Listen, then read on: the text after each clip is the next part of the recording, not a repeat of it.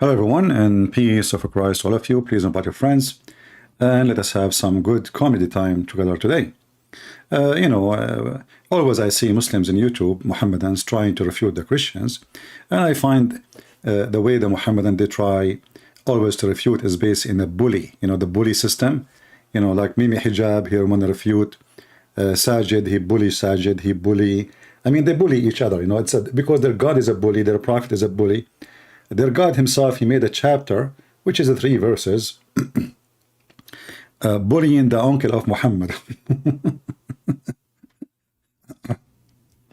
It's like two very, like a grandmother sitting in the morning, listening to some gossip, and all this Thai fashion gossip style. But today we will show you this kid, and actually I want people who download this video to cut it as many as you wish as short videos, so everybody will laugh at them, because actually when the Mohammedan they try to refute Christians, they refute themselves. If you remember when Lily Dawa, she said that God cannot be inside his creation, because if he is, he cannot be God. And then later, a few weeks after, he said God entered his creation. So this Mohammedan is no different. He is the same style. He do bully, and today we will laugh with him. This is the kid. Some of you I saw is saying like I'm going to talk about a bishop. No, I'm not going to talk about a bishop. But I saw this kid trying to refute that bishop supposedly. So I will go like the first video in the page. This is the first video. I just open it. And I will go by the videos one by one, and we will see how stupid Islam is. Be my witness. Let me open the first one. All right. I will adjust the screen size because this is a short video size, like a phone size.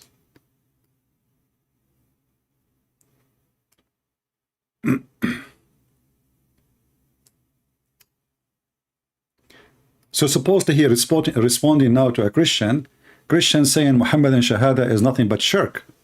And let us see what will happen. The current Muslim Shahada is blasphemous.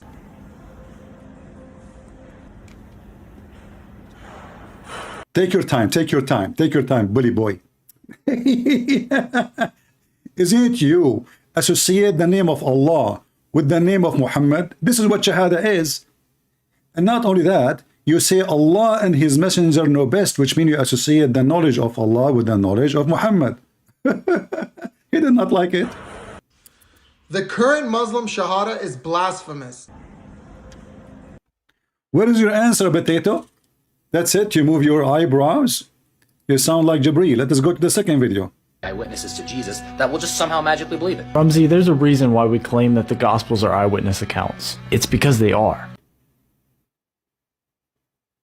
It is possible that the traditions of Jesus' death by crucifixion, his burial, and his appearances to his followers afterward all go back to historically reliable accounts. Well, they call them Matthew, Mark, Luke, and John because we don't know who wrote these books, and there's no point calling them Sam, Fred, Jerry, and Harry. I mean, they're written by people we don't know who they were.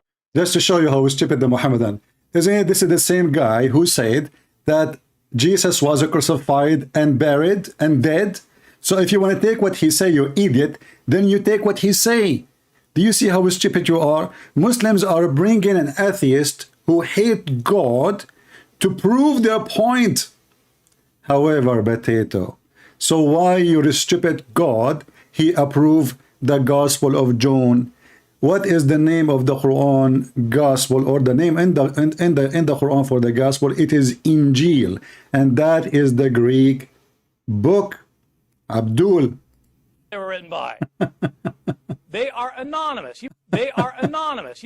They are anonymous. They are anonymous. Conservative New Testament scholar Richard Balcom tells us that the argument that the text of our Gospels are close to the eyewitness reports of the words and deeds of Jesus runs counter to almost all recent scholarship. Oh, and now if we go to the stupid Quran, 600 years after, we will see the stupid Quran says, believing in what is with them. So if those people telling the truth, that means your prophet is a fraud. Here we go. Lima ma'am, and this guy, he claimed that he speak Arabic, so he have no excuse to say, it doesn't say that, CP. This is the Quran, it says, and when a book come to them, confirming what is with them. Confirming what? What is with them. And this is not only one verse or two or three, it's tons and tons of verses. It's all over the Quran. The Quran even saying what is between their hands. لِمَا بَيْنَ يَدَيْهِ. So what is between his hand or their hands. So the Quran again, chapter 2, verse number 91, saying the same. So either you take your stupid Quran over those atheists, or you take the atheist over your stupid Quran. And then we will find out who is the stupid here. And we confirming what is with them. This is the same chapter, the Hindu chapter, cow, verse number 91. And we just showed you 89. It's the same. Confirming what is with them. What is with them? You see it? Maybe he's blind, like he's a prophet. And we can show tons and tons of verses. Chapter 2, verse number 101. Confirming what is with them. This is the stupid Quran saying that. So why the Muslim, they keep saying the opposite of what the Quran saying confirming what is with them. And now the Muslim, they will say, he don't mean that. He means some of what is with them. So are you saying to me the Quran is a stupid book and the Arabic is short to say some? Your God Allah is stupid to the point he forgot to say some? You know what? Look like your God and Muhammad and Jibreel are three some party. Let us continue.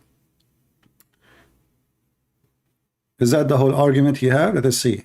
Number 2.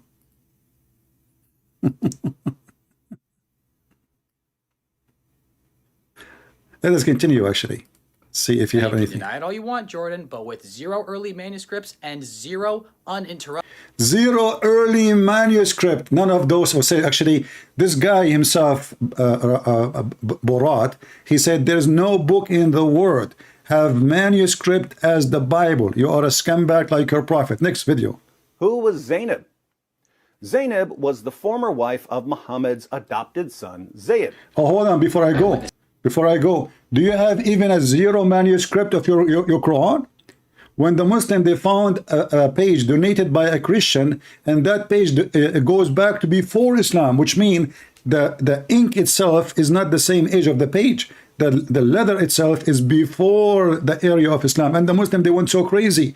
Until now, the Muslim, they don't have a single copy for the following books: the Quran, Al-Bukhari, Sahih Muslim, etc., which mean the most authentic resource of Islam. They don't have a book for it. In fact, if we go right now to any Quran, we will find the Muslim says in the first page, this Quran is according to, read it, رواية هذا المصحف كتب هذا المصحف الكريم وضبط على ما يوافق رواية حفص ابن سليمان according to Hafs, according to Asim, according to Abi Abd al-Rahman al-Tabi'i, according to Ibn Habib al-Sulma, according to Uthman, according to Ali, according to Zayd, according to Ibn Ka'b, according to the Prophet. However, this is according to, there's no proof of it, not a single page. Not a single page. According to, and the first one according to is someone came 200 years after Muhammad. Now let's continue. Who was Zainab? Zainab was the former wife of Muhammad's adopted son, Zayd. Now look, I know usually the guy with the PhD is teaching the undergrad, but unfortunately for today, I think we're going to have to flip that script. Observe. One day, when Muhammad went to visit his adopted son Zayd, he was greeted by Zayd's wife, Zainab, who was wearing very little clothing. What happened next? Nothing, actually, because the narration you're relying upon in Tarikh al-Tabari is narrated by Muhammad ibn Umar al-Waqidi. Question, who was al-Waqidi? Oh, that's right, a well-known liar and fabricator. Now you see, David, that was... So guys, the Muslim, they are saying to us that this is according to fabricator. The Muslim, they fabricated stories about their prophet. The Muslims, they fabricated stories about their prophet. Al-Waqidi is a fabricator. If we go right now and read the tafsir of Al-Qurtubi, Is Al-Qurtubi taking Al-Waqidi and he's a fabricator too? Because if you Muslim take the Waqidi as a source of fabrication and you say this is what happened, that means you, all of you, are mentally ill. If we go right now and we read the story about Zayd, here we go.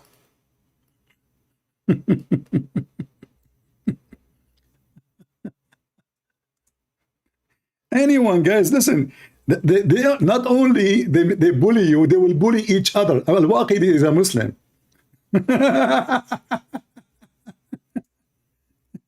He's a liar. By the way, the Quran you are reciting is coming from Hafs, and Hafs is a liar. Do you want me to show you the same website you are showing me now? The same website you are showing, it says that Hafs is a kadhab. What a potato. Let us go and see if this is a source of trustworthy.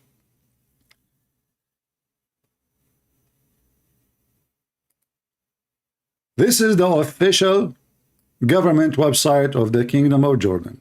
Now we can show you the one for Saudi Arabia. You will see the interpretation, and nobody in the interpretation saying it is a lie.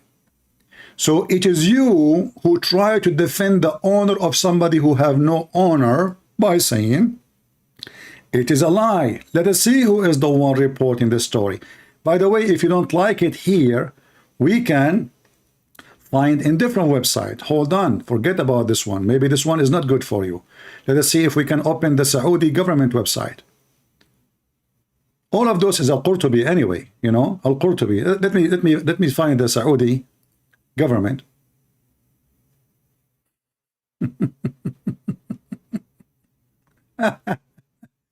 You see how easy this guy is a liar. That's it.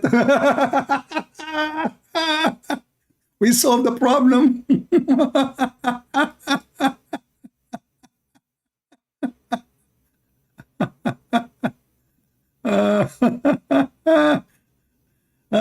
You know, the Muslims are really hilarious.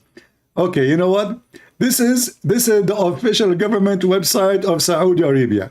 I want you to make a video and show everybody where it says that this is a lie. This is Al-Qurtubi, and there is no Waqidi there. There's no Waqidi there. Potato.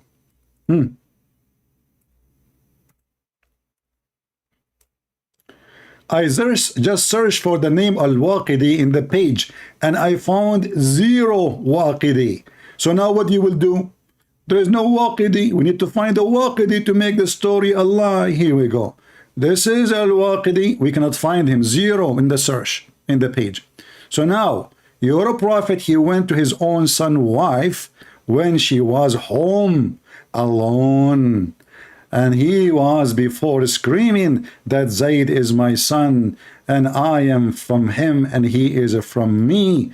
And then Zayd went out of the house, and the prophet, he came to the house, and then Allah, he made the wind lift the curtain, and Zainab كانت متفضلة. She was wearing almost nothing. متفضلة. Brother. Let's see together what it says here. And not only that, by the way, it says here there is 16 privilege for Muhammad. One of them, if the prophet, his eyes fall into a woman, her husband must divorce her immediately. And this can be found as number, I think, 10. Let us see. Yeah, brother, this is Al-Waqidi, you know, yeah, Al-Waqidi, okay. Let us see.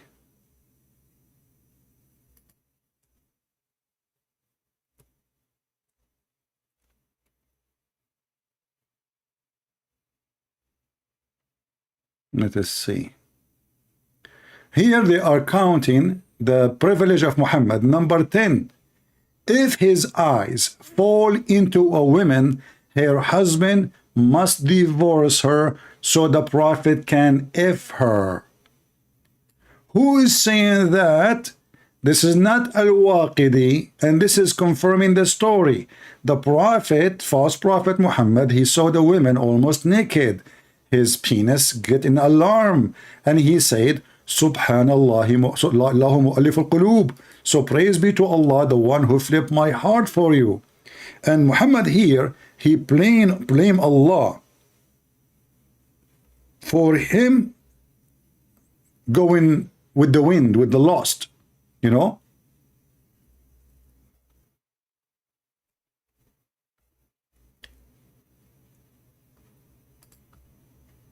Let us use the translation, Google translation. Translate. All right. If you go to 10th, you will see the word 10th in the page appear twice.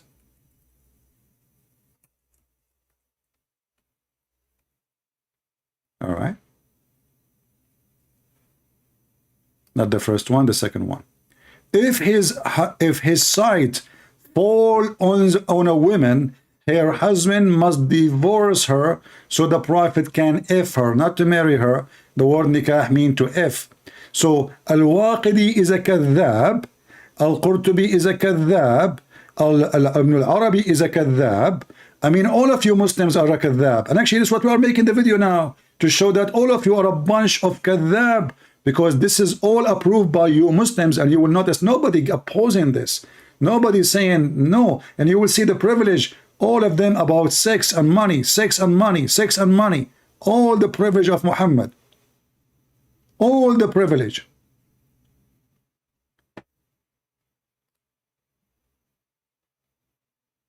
And if you don't like with this website, we can open another website and we can read another translation or even a tafsir, whatever you want. All of them is the same garbage, proving Islam to be a fraud, my friend. So stop trying to defend by accusing your brother in Islam to be a liar. Al-Waqidi is a kadhab. You are a kadhab too. Now, here it says, let us see. This is a commentary about Al-Qurtubi. This is not Al-Qurtubi. Let us open.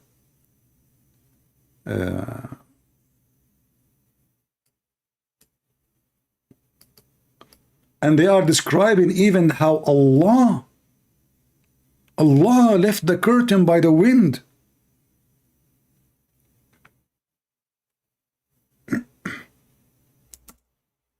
And they are describing Zainab that she was big, which means like fat and beautiful.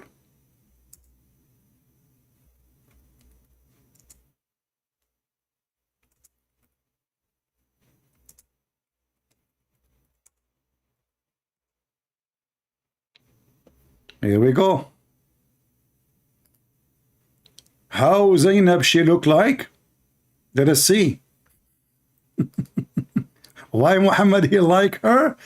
Because she was so big. And you know, those Arab are obsessed with women who they are huge in size, because they believe that the one she is skinny, she is sick, she have something wrong with her.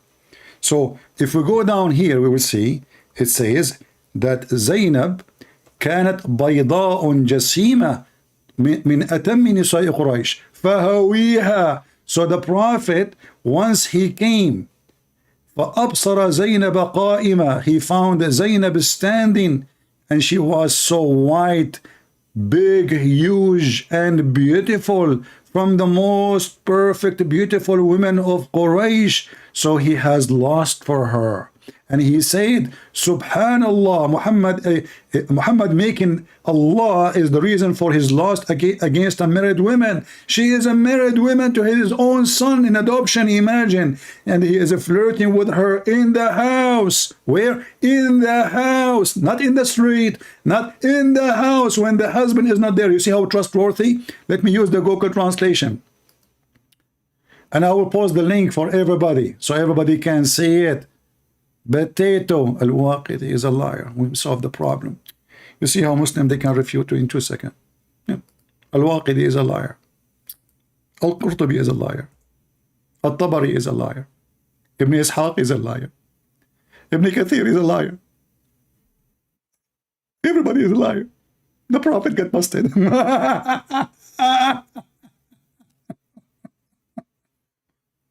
Oh boy.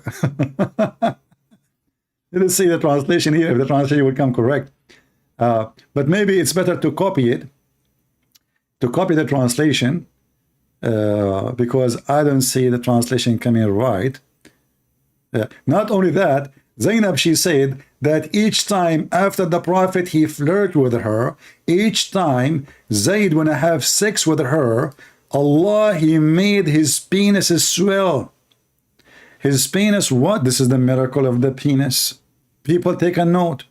Each time the husband, imagine the husband now, Allah, he preserved Zainab, the wife of the man, to Muhammad to F her. So each time the man wanna F, excuse my language, his wife, Allah, he made his penis swell. Al-Waqidi is a liar, but Al-Waqidi did not say that. This is here, this is here, this is... I mean, look, guys.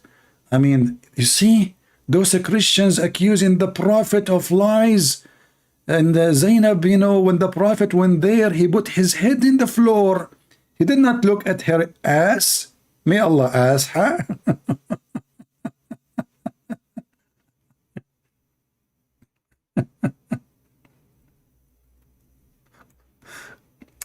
The Prophet was a very good man. Look, Zainab, she was standing. She was white and huge. The translation not coming good.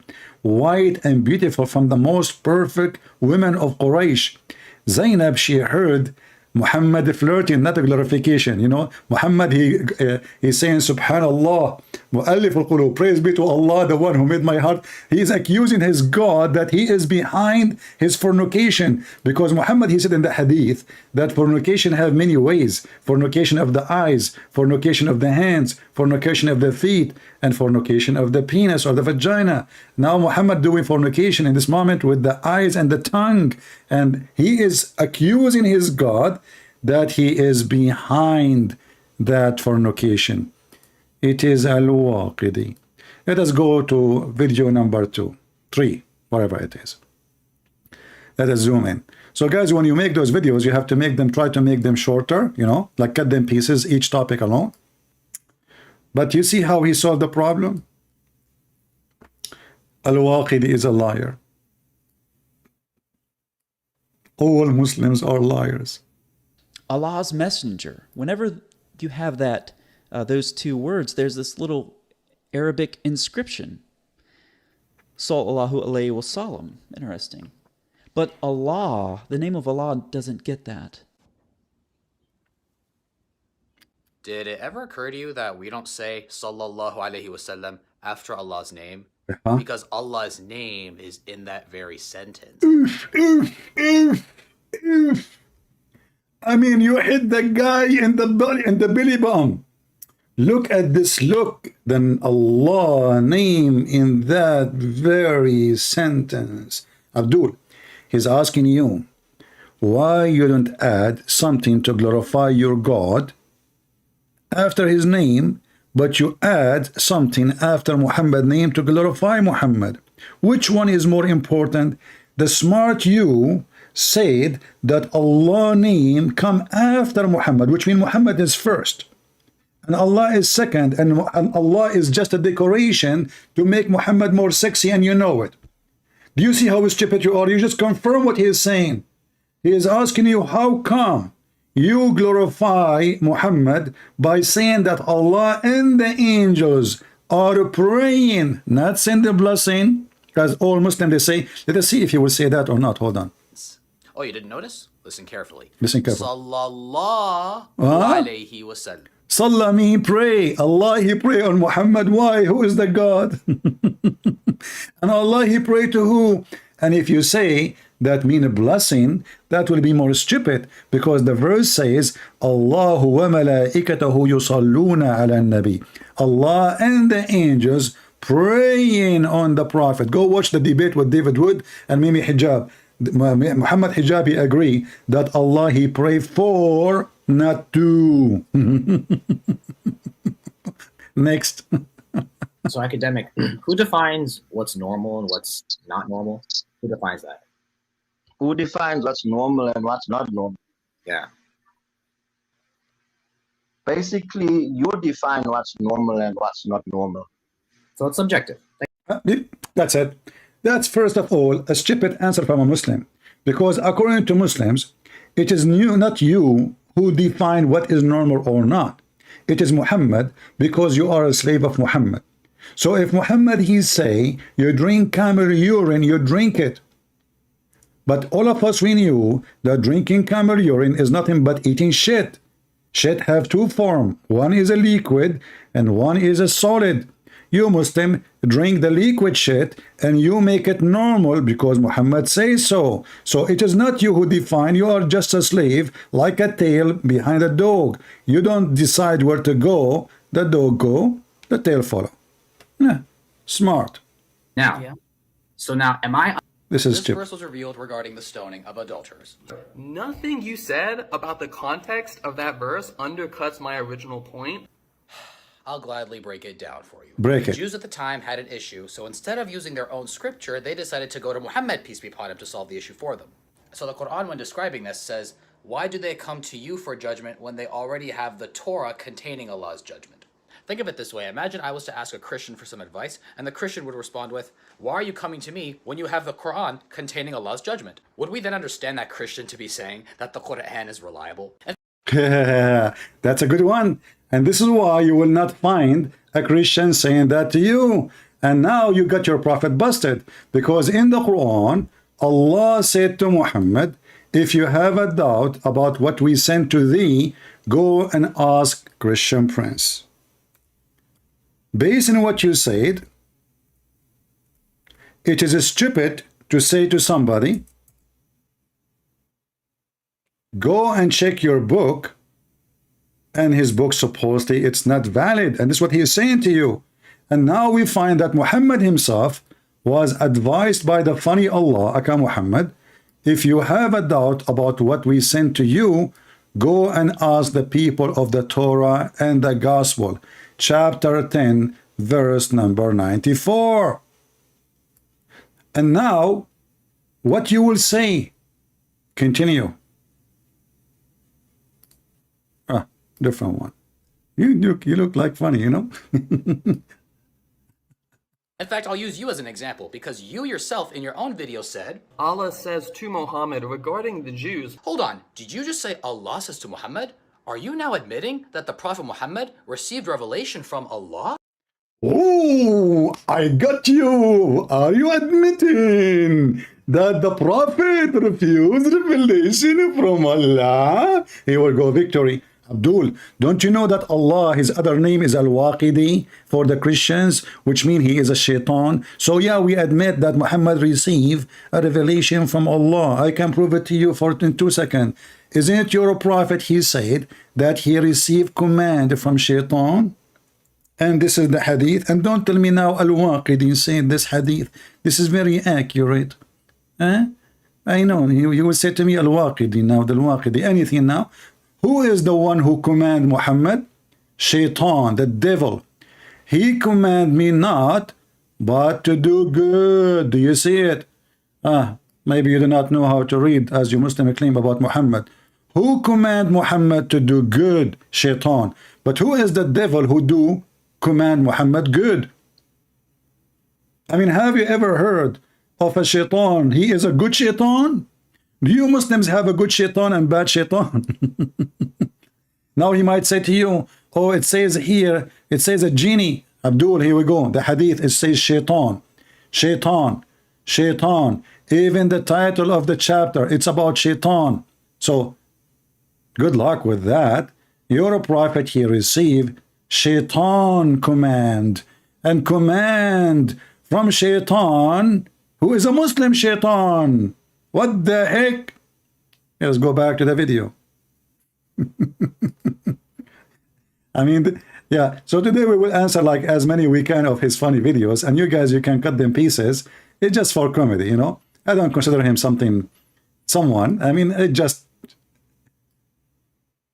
we can use him for the benefit of making Muslims leave Islam. So are you admitting that Allah gave revelation? You know, you remind me when Muhammad received revelation during the time he was doing shit. If you open chapter 1 in Al-Fatiha and read the book of Asbab al-Nuzul, let us go there. Shall we? Each time the Prophet, he go out to do poo-poo, he hear a sound of an angel. And he said to him, according to the Muslim, he's an angel. He say, oh Muhammad. And what Muhammad he does? He flee. Read it. And this is what? Now you will say this is a liar too, you know, it's a lie. Each time the Prophet, he get out to do poo-poo, baraza wa tabaraza, to do shit, he used to hear someone calling him, oh Muhammad, and whenever he heard this, he used to flee. Your prophet is not even a man. I mean, you see, even when Mary, the angels came to her, she did not run away, and she is a female. Your prophet, his pant is between his legs, and now he is running, and the poo-poo is coming all the place. And then Waraq ibn Nawfal, who is supposedly a Christian, told him, listen, Abdul, next time you hear the voice, stand in your place, don't run, and ask him, who are you? Do you see it? And now what you will say? It is a lie. It is a lie. We Muslims, a lot of us, we lie about the Prophet, and we lie, and then we put it in books, and then we will publish it in universities, and we teach it to our kids because it is a lie. Yeah, it's lie only in YouTube. But in your school, they teach you that this is what happened. When it's embarrassment, you say it's a lie. In your school, you don't dare to open your mouth. Is that true? Let us go back to the videos. The only prophet who ran away, who received revelation during the poo-poo time, is Muhammad. Oh, I see. You're being rhetorical. You don't actually believe the Prophet Muhammad received revelation from Allah. Yeah. You're just saying that rhetorically because we believe it in order to make a point. Hopefully this helped. This verse was revealed regarding the stoning. Same time, by the way. Here you will see Muhammad about the stoning. The Muslims don't have the stoning. The Muslims didn't have a stoning verse in the Quran. Do you know why? Because the preserved Quran was eaten by a goat. The Jews, they have it. The Muslims, they don't have it. Why? Because the holy goat of Allah, and remember, the Muslims, they say, everything happened by the will of Allah. So who is the one who sent the goat to eat the Quran? Allah. Read carefully. A verse of stoning and breastfeeding for adults. Yummy, yummy. Breastfeeding for adults. Oh boy. I don't know how many of you are getting hungry. Oh. Okay. It is what? Breastfeeding for adult in the Quran. Where we can find those verses? Abdul, what the heck is that? Breastfeeding for adult? You?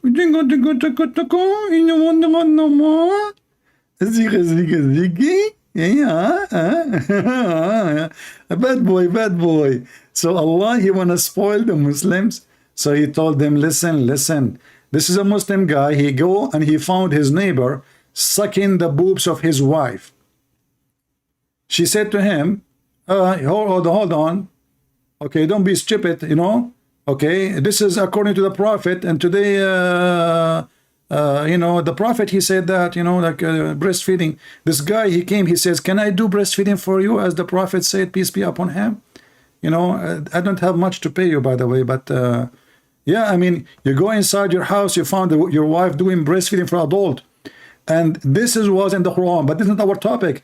Where is the stoning to death? Read with me carefully. And now don't tell me Al-Waqidi said, this is not Al-Waqidi, and this is Hassan, which means good.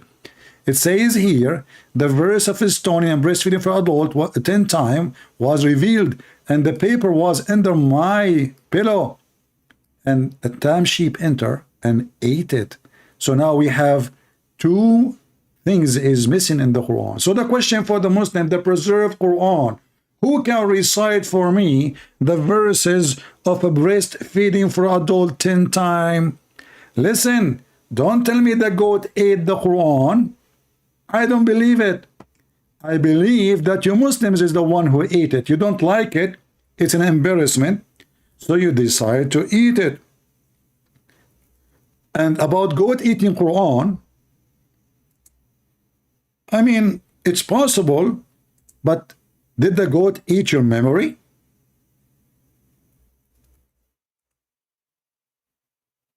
Did the goat eat the memory of the Muslim? The Muslim, they keep bragging about that they do preserve the Quran.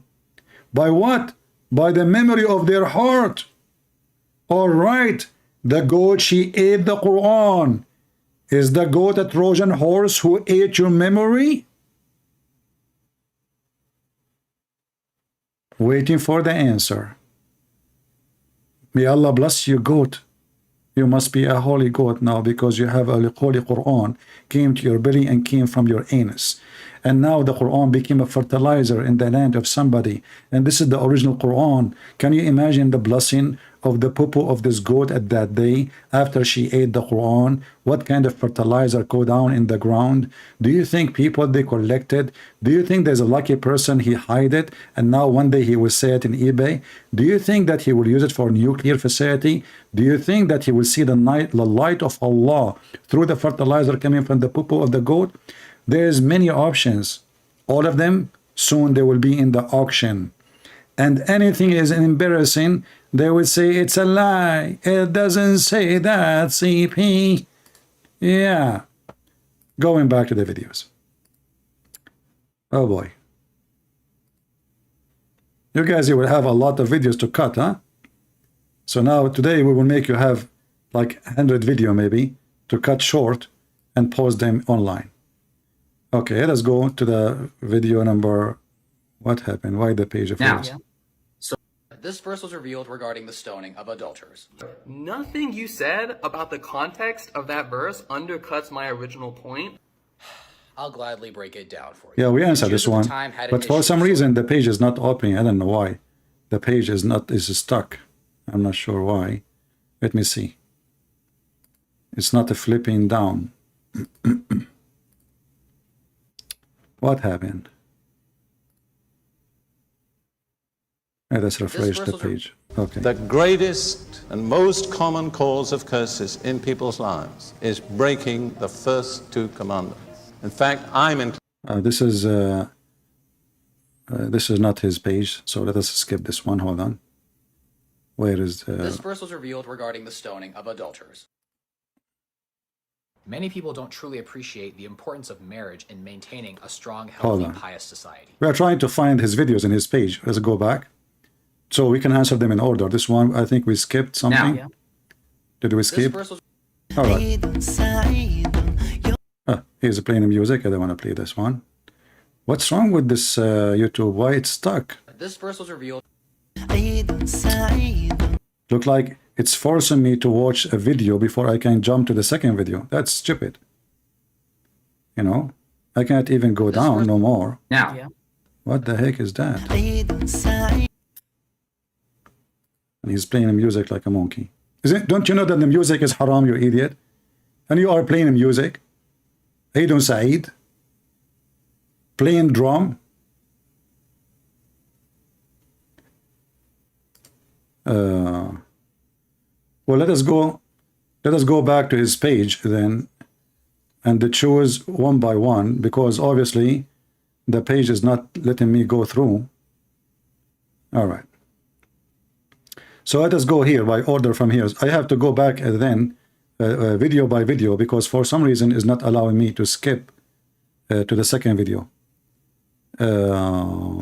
Okay, let us see. Did we answer this one? I don't know. Yeah, we answered this one. Okay, skip this one. We skip. Okay.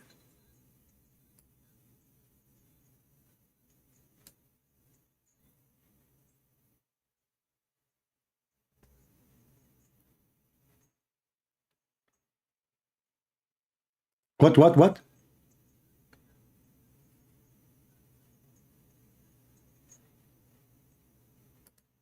We just showed you, you idiot, that in your Quran, it's approving the Torah. And not only that, your stupid prophet Muhammad himself, he took an oath on the Torah. Physically, he put the Torah under his hand, and he said, I believe in thee and the one who sent thee.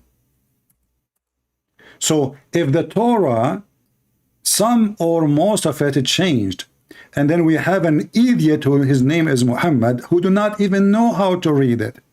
He grabbed the Torah and he even take the cushion from underneath of him, show respect to the corrupt book, and then he placed the Torah, which according to you the corrupt book, over the cushion, and then he put his hand on it, and he is holding the Torah now, saying, he said, bring the Torah. Then he would draw the cushion from underneath of him, and he placed the Torah on it, saying, I believe in thee and him who revealed thee. So Abdul, as long as you stupid Muhammad and keep saying the Torah and the gospel is corrupt, the stupid Muhammad was being hypocrite. Don't you agree with me? Because the one who swear in a corrupt book, saying I believe in thee, he is nothing but a fraud. I will never swear in the Quran, because I know the Quran is not only corrupt, you cannot corrupt the corrupt. I mean, from the beginning, it's a garbage. So when Muhammad, he take the book, and this is 600 years after Jesus, and he placed his hand over. There's no sound? Oh, sorry. No problem. We will play his voice again. But I think you got my what I'm saying. So he's saying, the guy in the video, he said that the Bible little bit, maybe there's a little bit of change according to him. Let me put him in the video again. Okay. No problem. We play the video, the sound again. Take it easy, my friend. We will play it again. Here we go. The problem is, if you acknowledge that there was corruption of some sort, on what basis do you claim that the message is the same for the most part? Exactly. If you claim, but this is a claim, nobody can. You are the one who claim it, you stupid. A second ago, you played a video saying that you claim, but do you have a proof? What do? You go to an atheist to prove your claim. But in your Quran, it confirmed the book. It confirmed the book.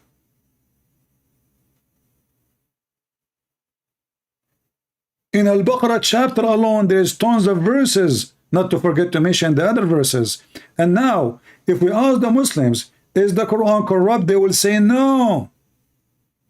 Correct? Well, show me one Quran, agree with the other Quran. Not translation. I'm not talking about translation. I'm talking about Arabic Qurans. You will find a lot of differences between them. Actually, in fact, even the Quran of Hafs himself have a huge difference opposing Ibn Mas'ud. As an example, if you remember, where in the Quran it says, وَالشَّمْسُ تَجْرِي لِمُسْتَقَرٍ لَهَا, and the sun run to its fixed course.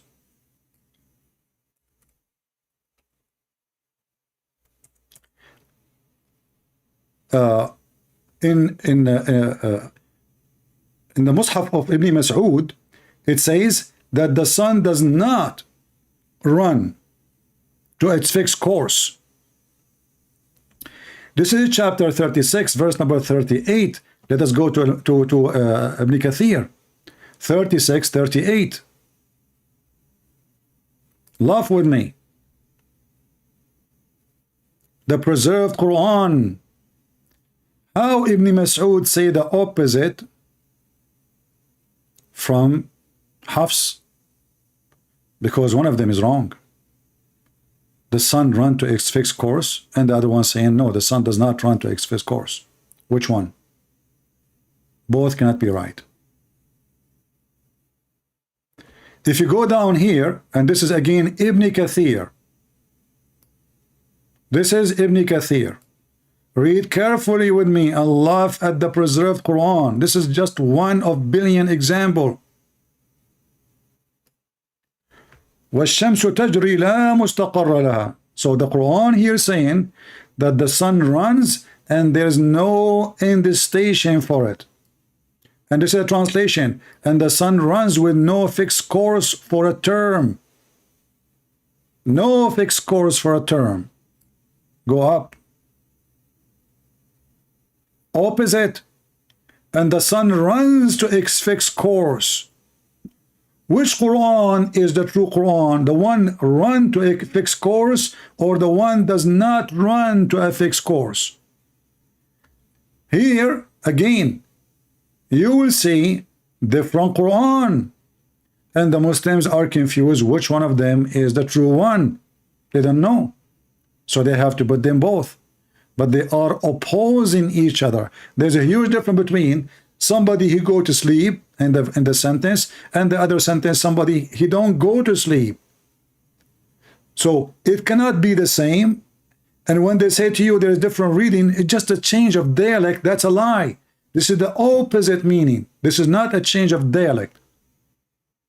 And what dialect? Ibn Mas'ud, he lived in the same town where Muhammad lived. So why every Muslim would have a dialect when it is a small town of Quraysh? You know, when you hear Muslim talking about 7 letters, you would think that we are talking about a China who have many ethnic group. This is a small tiny village. It's called Quraysh. What dialect?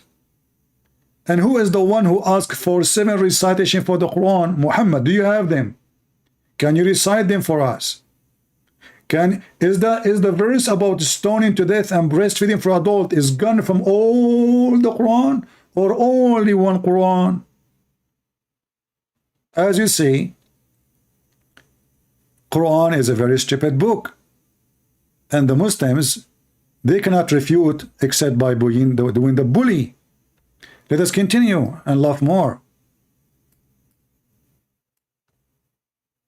I hope you guys have a good time laughing at those Muhammadan. Surah 5:43 through 44, Allah says to Muhammad regarding the Jews, but why do they come to you for judgment when they already have the Torah containing Allah's judgment, and then they turn away after all? Interesting. So Allah is saying that the Jews during Muhammad's time already have the Torah in their possession. This statement by Allah makes no sense if the Torah the Jews had was corrupt or not the actual Torah. Why would Allah be telling them to judge by the Torah if he knew it was corrupt? Or maybe Allah's wrong in this instance. Could be. Or maybe someone forgot to do their research. For those who are unaware, this verse was revealed regarding the stoning of adulterers. At the time of the Prophet, there we answer this one. Same time, stupid. Where it says this is regarding the stoning of adulterer. Same time, even if it's about the stoning of adulterer, even if it is, still, when you say to them, why you are coming to me, and when you have the Torah, he did not say to them, well, you have a verse about it in the Torah. He says, you have the Torah. Nowhere in the verse mentioning the stoning. You're an idiot. And we cannot even find the stoning word in the Quran. You're an idiot. Same time, your idiot God, according to this gentleman who got you busted, if Allah is a smart God and their book is full of garbage, now how the Jews, they will knew what he's talking about? If you are saying to me that this is about the verse of the stoning, well, you should have it too. You don't even have it. Same time, if Muhammad is saying to them, go back to your book, and their book is full of lies, and there's only one thing is true, why your prophet, he took an oath in the whole book. In the top of that, all of this, we mention many verses in the Quran, speaking about the Quran to be true, the Bible to be true. Thuma is then. So, Rumsey, why are you lying on here, man? Stop making bad. It's bad enough you hit like a girl, but... Yeah, you remind me of your prophet, how he hit when a man, he come to him and he said, can we, who is this woman with you? You know, who is this woman? He want to have sex with her. And then Aisha, she said to Muhammad, who is this man who says such a thing to you? He said to her, Ahmaqun muta'. He is a fool we have to obey, which means if he insists to have sex with you, you have to do it. He is a leader of a big tribe, and Muhammad, he have no match. He will kill him, he will eat him alive. Now, as long you are the man, and talking about beating by sandals, isn't it your stupid Quran saying that if somebody homosexual, all of you Muslims, you have to carry your sandals and beat the homosexual?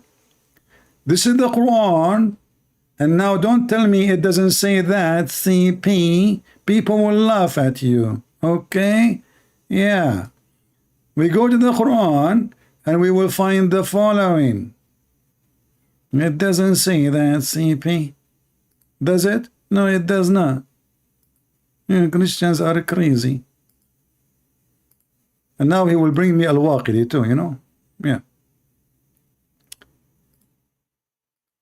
Here is you Muslims, as long you admitting that the one who used sandals to beat people is a female. This is you Muslims in the time of Muhammad practicing the women beating by sandals. Read carefully with me. Potato. When two of you, which mean two men, which is very popular between Muslim community to be homosexual, even Muhammad himself is a homosexual, and we can prove it so easy. It says here, the one who act as the people of Lut, act adultery or homosexuality, intercourse, punish them both with insult and beat them with sandals. So you are insulting the guy, saying the one who do this is an act of a woman, when this is your religion and this is your God, telling you Muslim, don't use sword, use sandals. Do you see it?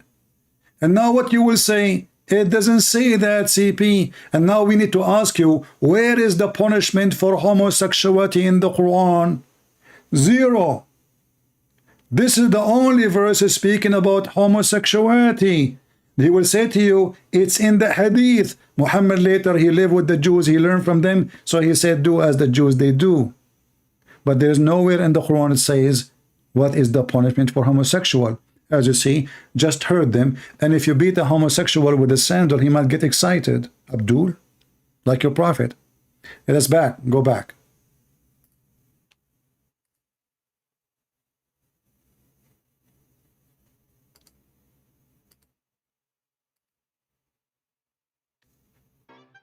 Here he's playing cartoon too. He's a kid, you know.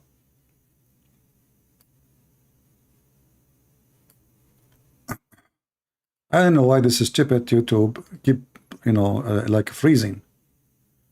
Let us go. Skip. All right. Now we go back to the video Check the here. Arabic, Thumma is then. So Rumsey, why are you lying on here, man? Stop making bad. It's bad enough you hit like a girl, but now I guess I gotta teach you Arabic and English. Mm-hmm. The word then doesn't necessitate a sequential order, nor does the Arabic word thumma. Chapter 19, verse 70 uses the word thumma and reads, then surely it is we who are most knowing. What do you know? The Arabic word thumma and the English word then both don't necessitate sequential order. Let me get you busted, potato. This is an official Islamic teacher. He teaches Arabic. It's called Learn Quran. Learn Quran. Learn Arabic Quran. And this is Thumma in his video. And this guy is not a Christian. He is a sheikh. Thumma is a conjunction that usually indicate order and extensive period of time, which means there's a long distance between the one before it at a time, long time, before the one before it and the one after it. And it's used specifically to indicate time, not only just order. It have to be about something happen while after, not right away. Actually highlight the difference in the light of another conjunction, which is the fa. So fa is a conjunction that usually indicates order as well. So they highlight the difference in the light of another. Usually indicates order. So it joins between two things and it indicates order between them and an extensive period of time. We'll explain what that means in just a second. Just prior to giving the example, we need to actually highlight the difference in the light of another conjunction, which is the fa. So fa is a conjunction that usually indicates order as well. So they both indicate order.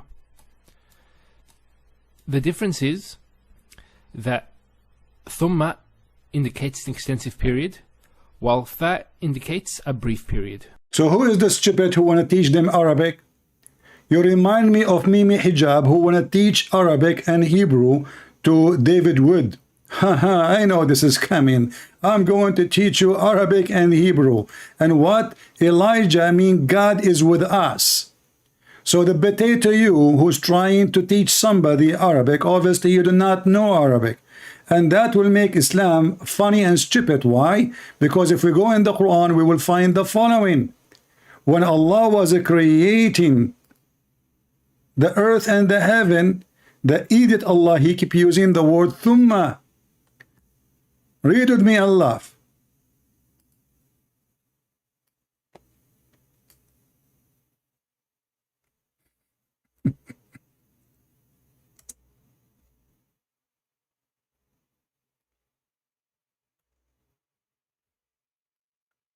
Let us see.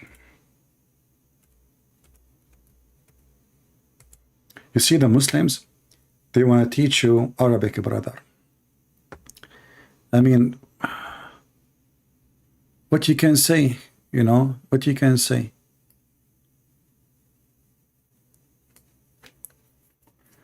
If you read in chapter 79, you will see one of the most hilarious, stupid God who already, you know, this is stupid God. He don't even remember what he said previously. And when we say the stupid God, we mean Muhammad. So according to the Quran, Allah, he built the sky, and then he left the sky up, and then he made the day and the night, and then after that, he spread the earth. However, if we ask this Abdul, which one Allah created first? The answer is the earth. So look what happened. Allah created the earth first. And this is more stupid ever to say, because if you create the earth first, shouldn't you create a space for it? Potato, isn't it the sky is the space? So Allah created the earth first, and then he did not finish the earth. He went to make the sky. He finished the sky, and then he came back to the earth, and now he made the earth flat. And then what happened? And he started doing those things as you see, one by one. But you know, what is the problem? If you go to different verses in the Quran, you will find that the stupid Allah, he forgot, and he is saying totally the opposite.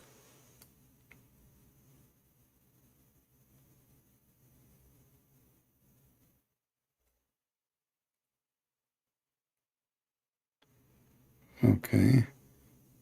Maybe we should go first to the cow chapter. Here, it confirmed that Allah, he created the earth first. Do you remember the Zakir Naik speaking about the Big Bang? Brother sister, the Quran mentioned the Big Bang, and the Big Bang is proven, and the Quran mentioned 1400 years ago. According to the Quran, the earth created first. What Big Bang, potato? The only Big Bang you got now, since Lady Dawa told you that the scientific miracles of the Quran is a fiction and it's a lie.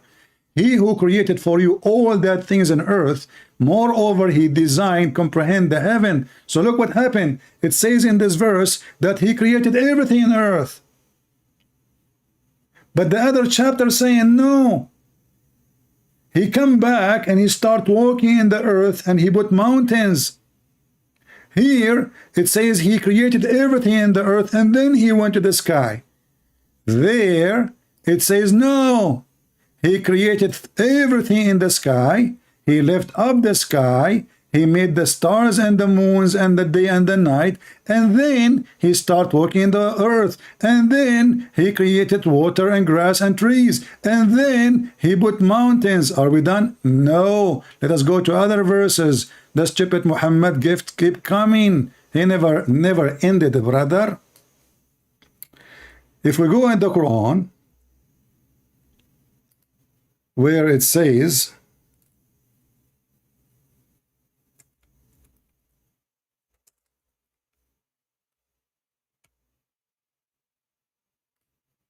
in chapter 41, verse number 9 and 10, and by the way, you can read from the beginning because the Quran have nothing to do with verses. They are not connected mostly. So here it says in chapter number 41, Allah, he created the earth in 2 days. He placed mountains in the top of it, and everything else in 4 days. And then he went to the sky, and then he made the sky finish, made the stars. But in the other chapter says the opposite. It says he went first. Look, read with me. Look, the stupid Muhammad. Look at the donkey. He created everything in the earth, and then he went to the sky. Chapter 2, verse number 29. Chapter 79, reading from verse number 27, he created the sky and he finished it, totally finished it. He made the day and the night, which means the sun, everything in the sky is perfect now. And then after he made the day and the night, etc., then he started working in the earth. But we go to the other verse. Let us continue. Chapter 41, verse number 9 and 10, 11. You see here it says he made the earth in 2 days. He made everything in the top of the earth in 4 days. Then he went to the heaven, and he started working in the heaven, and the heaven was a smoke. And then he made the day and the night and the stars, and that is the last thing to do. So who is the stupid here? Which one Allah created first? The stars or the mountains? The stars or the water? The stars or the grass? Stupid Muhammad, he don't remember which one he created first. Let us go back to the video. Shall we continue, guys, or do you think he is worth to continue, or you are enjoying the comedy? What do you think? Should we be more merciful on him? I mean, this guy will become the joke of everybody. And as you see, we showed them. Here we go. Let me give you the link of Thumma. This idiot, he is saying Thumma does not mean next. This is stupid. He claimed that he have knowledge in Arabic. This is the link. This is the link. And this is a Muslim, this guy, he is very, and he made videos to refute me too, supposedly. This is what Thumma mean. Thumma mean long after. Long. And this is why actually I wanted to use it here in chapter 41. You will see Allah, he is using Thumma. Allah in verse number 10 and verse number 9, he created the earth in 2 days, and then he did everything in the top of the earth is 4 days. This is 6 days. Now the Muslim, to fix this problem, they say to you, no, this is 4 days including the 2. That will be stupid. You mentioned already the 2, so there's no point to mention the other 4 if they are not other 4. Do you see the stupidity? But to fix it, Muhammad obviously he made a mistake. 2 plus 4, that's already 6, and then plus 2, that is already 8. But the Quran says in many places Allah created the earth and the heaven in 6 days. But look what happened here. Here it says Thumma stawa ila sama. Thumma, the Muslim translated as then. That is a false translation, because Thumma mean long period of time, not right after. Then is right after, but it's not. But even if you use it as then, that is a contradiction for the other verses in the Quran. Then, again, then. But as you see, we showed you how the Muslim themselves, they explain it, saying that this is nothing but Thumma, as long period. Let me put it for you on the screen again. In Arabic, if you want to use something for short term, Next conjunction, you say fa. Fa is a letter you add it to something, and that will make it, you are telling that something after, right after happened. If you use the word thumma, as you see the Muslim Abdul saying in the video, it's a conjunction that is usually indicate order and extensive period of time. Isn't it nice that the Muslim, they make videos on YouTube so we can use it to defeat Islam? Honestly. I mean, if those Abdul themselves, they are not making those videos, people, they might say, okay, no, this is a Christian saying such a thing. What if he is lying? Maybe he is not saying the truth. Maybe he is making other things up. But as you see, we are using the Muslim videos. Revelation that Muhammad had 500 years after Jesus, which obviously means Muhammad never met Jesus. Do these missionaries think God has a bad memory? Since God doesn't forget, it wouldn't matter if he sends a prophet 500 years later, 600 years later, or 6 million years later. Stupid. You are a low-class IQ potato. The guy saying to you, if I will go with you now, your God have a strong memory.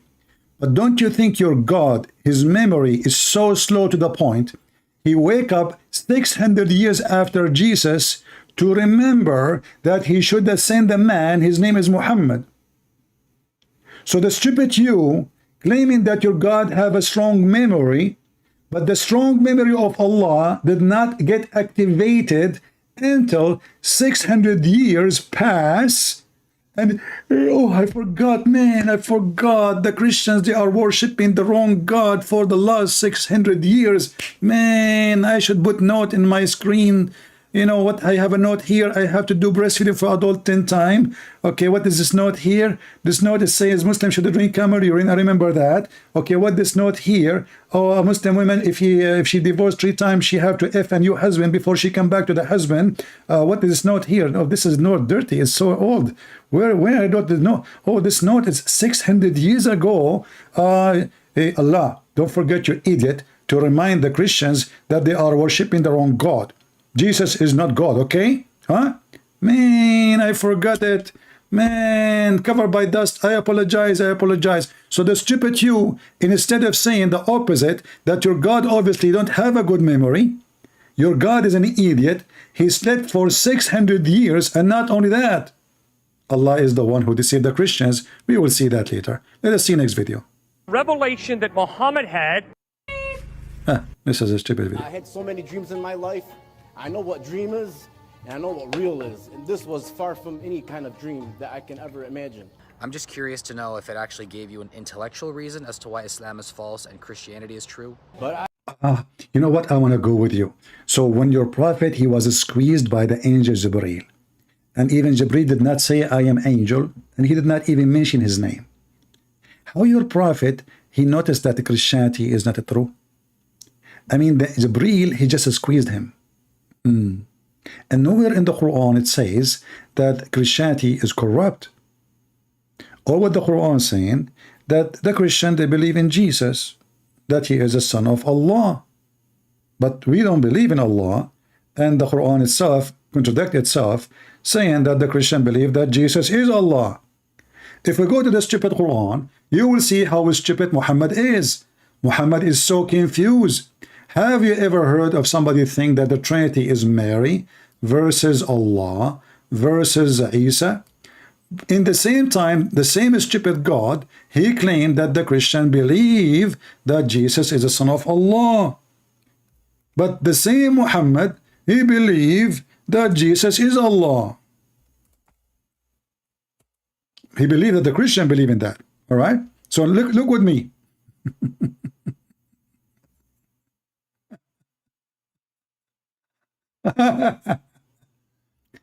In chapter 5, verse number 17, it says, surely disbelieve those who say Allah is the Messiah.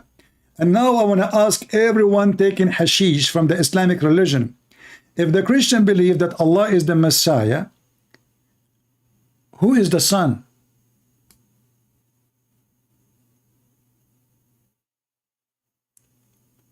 Guys, are you with me? Do you see the stupidity? If Allah is if the Christian believe Allah is the Messiah, Where is the Trinity?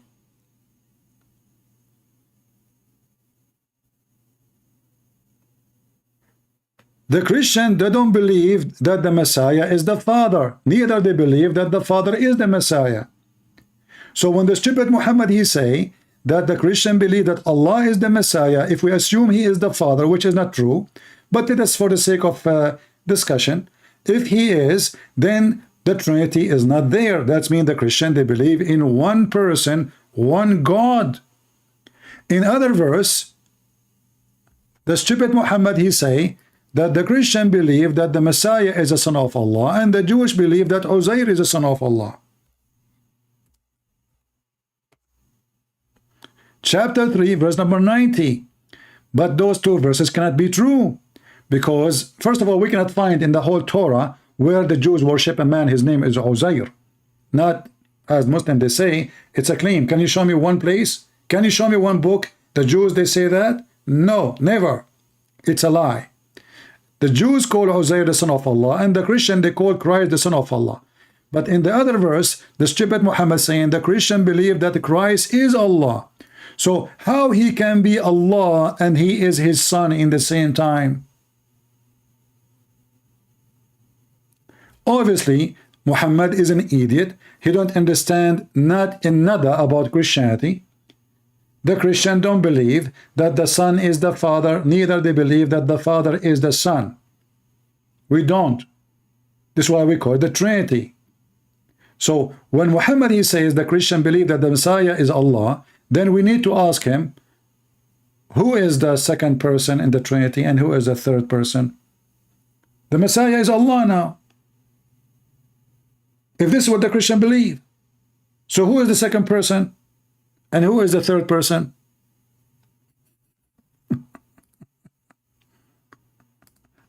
What a drama. You know, in China they say he left as a donkey, he never came back as a horse. And there is a reason for that, my friend. However, this guy here, by the way, this is, I do not know who is this person, but obviously he is a Muslim who is, he saw a miracle, according to him, and the Muslims are very upset. He left Islam. He left Islam because he saw. أشهد أن لا إله إلا الله أشهد أن محمد رسول الله الله أكبر الله أكبر الله أكبر. I said it like 8 times screaming, and my soul told me, you're wrong, it's not true.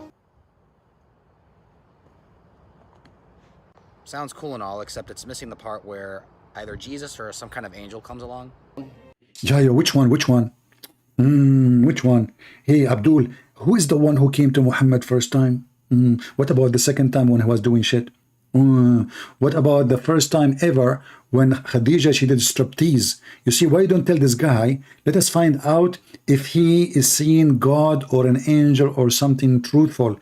By what? By asking him to do what Khadija did to Muhammad. What Khadija did to Muhammad, brother? She told her husband, when you see this angel next time, tell me. Tell me. He told her, I see him. I see him. And then Khadija, she asked Muhammad to sit in the top of her left thigh. She said to him, still you see him? He said, yes. And then she asked him to sit in the other thigh. She said, still you see him? He said, yes. And then she asked him to sit in the top of her, and she took off her clothing. And she said to him, do you see him? He said, no. She said, the praise be to Allah. It is an angel. This is not a Satan. As long you are questioning what he saw, how come you are not questioning somebody? He proved that he is a prophet by striptease act. This is a Sirah Nabawiyya Ibn Hisham, volume number 1, page number 239. And this is the chapter name, Imtihanu Khadija Burhanul Wahi. Khadija is examining the inspiration came to Muhammad. How? By showing her legs and her thigh and her panties and her nipples. And all of this, the angel is still watching. But when the prophet, she told him to sit in the top of her, and the angel, he understood. Now it's time for boom boom, because the angel is so shy, brother. He left. And now Khadija, she said to Muhammad, Muhammad do not know. Muhammad himself, he is the prophet. Imagine, Khadija, he is a woman, and they are half a brain in Islam. She is the one who confirmed to Muhammad by her panties and her ass and her vagina that this must be an angel. Muhammad, he said, how? I don't understand. She said, listen.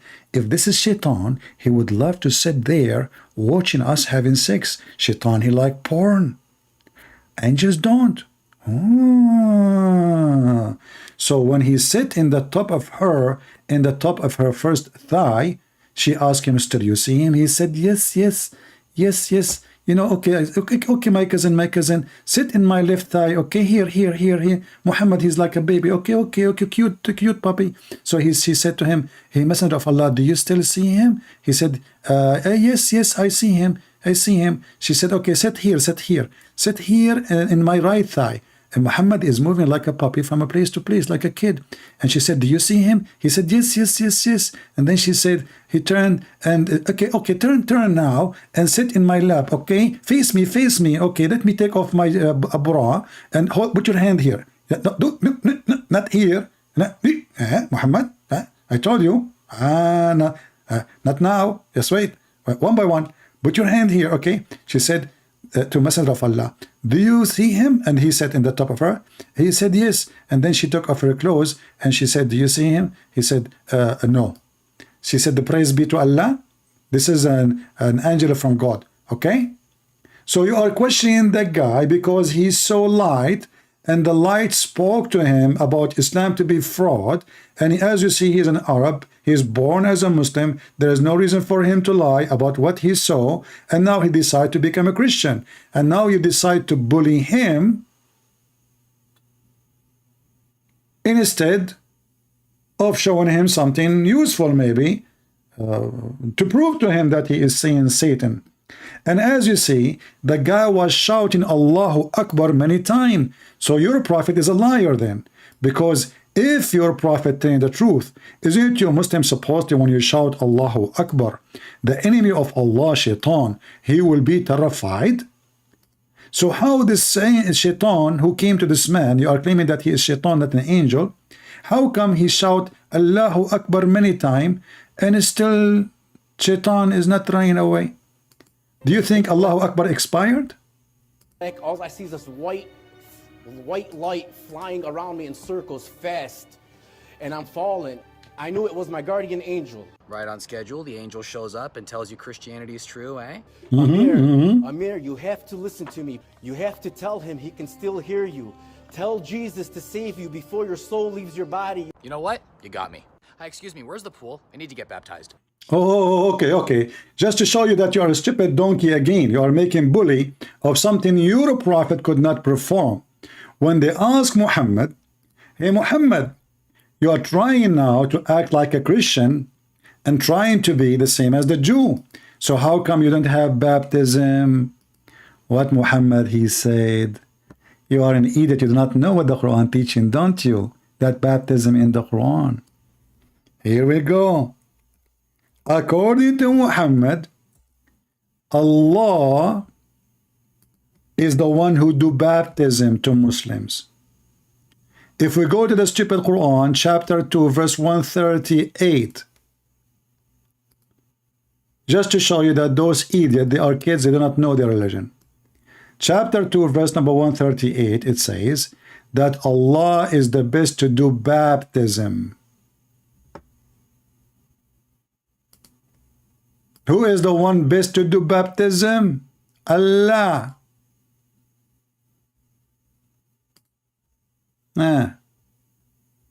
Muhammad, he could not do baptism. Where is the verse? Hold on. Do you see it, Abdul? I want to jump in the pool. So baptism, so you are trying to bully Christian now that we have a pool and we jump in it and this is baptism, Abdul? Well, wait. I want to show you the pool of your prophet, because you should follow the steps of the prophet, because he used to jump in the pool too. Let us see the pool of Muhammad. Can we? Yes, brother. Sure. Here we go. Your prophet, he used to jump in a small tiny pool, have dead dogs and women blood from period. Now I will be happy, proud of you that you are following the steps of your prophet if you do as he did. Your prophet, he has his own pool. Read carefully. He, the prophet, people, they ask him, hey Muhammad, what are you doing, man? You jump in water, have dead dogs and women blood from period and garbage thrown in it. This is the pool of Muhammad. Takbir. What is the pool of Muhammad? Little jacuzzi in the size of the dress, as Abu al-Khudari he mentioned. He measured it with his abaya. Very small, tiny body of water. And this is not running water. Remember, this is Mecca. People will never throw garbage in water if it is good to drink. They will never do that. This is water coming from the people, you know, in the old villages. Until now, actually, many places, they still wash the dishes behind the door of the house. And then they have little hole, and at the door go out to the street. And there's little tunnel will go to the lower point in the town. And this is where the sewage will be. Here, Muhammad is taking shower in his sewage, claiming that water is always pure. And nothing make it not pure. So as long you want to jump in the pool, can you please take a video, bring many dead dogs, and they have to be dead bodies, remember, not just died now. I mean, you know, as you see, even the hadith says stinky. You see the word stinky? It's not me even saying the word, you know, it says stinky, you see? I don't know if you know how to read English. Stinking, you know. So the prophet now preparing himself to pray to Allah, and he is jumping in a stinking water, have dead dogs and women blood from period. And this is explain why Prophet Muhammad's skin was so hilarious, so white. I think the dead dogs, they act like a bleach. And Muhammad, he was, imagine himself going to the beach. And the women rags for period, he wore them like a bikini. And he lay down and he said, this is what is going to be the future of the burkini. What a beautiful prophet, clean prophet. And according to the prophet, water is always pure and nothing make it impure. But isn't it piss? 95% of it is water. Potato. What is piss? How much water is in the piss? And what the difference between piss and this? Muslim don't accept hadith. Guys, here we go. This Muslim, he refuted me again. You see how Muslim, they refute anyone? Anything you say, in a second, they will give you a refutation. Listen. Look what Zayd. This is Zayd, the husband of Zainab, the one Muhammad, he used to sleep with her when she is married to Zayd. You must be proud to be Zayd, my friend, and your father, even your wife. Muslim, don't accept hadith. Only sahih ones that were narrated by a group of Sahaba. Well, you idiot. This is Ibn Sa'id al-Khudari. This is Sahaba. And here it says Sahih. Do you know how to read? Sahih. So what we will do now? It says Sahih, brother. We. It is Sahih. We. So he tried to escape, you know, the embarrassment. Anything you say to them, they would try to put it down. It's not true. It's not authentic. I mean, yeah, we Muslims, we lie a lot about the Prophet. You know, Muslims are a bunch of liars, and they cannot wait to lie about their Prophet. But it says Sahih. This one it says Hassan. This one it says Hassan. This one it says Sahih. Look. I mean, it says Sahih, but it's not Sahih. It says Sahih, but it's not Sahih. So in Islamic books, when the Muslim they say Sahih, they mean it's not authentic. Yes, sahih mean authentic, but they mean the opposite to confuse the enemy, brother. How deep it is. So he wanna jump in the pool. Shall we continue or enough for have mercy in this guy? Maybe next time we can continue. Let us open Skype and see if there is anyone. But we gave you enough videos to laugh at him and what he is saying. And maybe he will repent and be honest a little bit. You want to jump in the pool, you idiot? Well, we made you jump in the pool. Here we go. Your prophet, he jumped before you.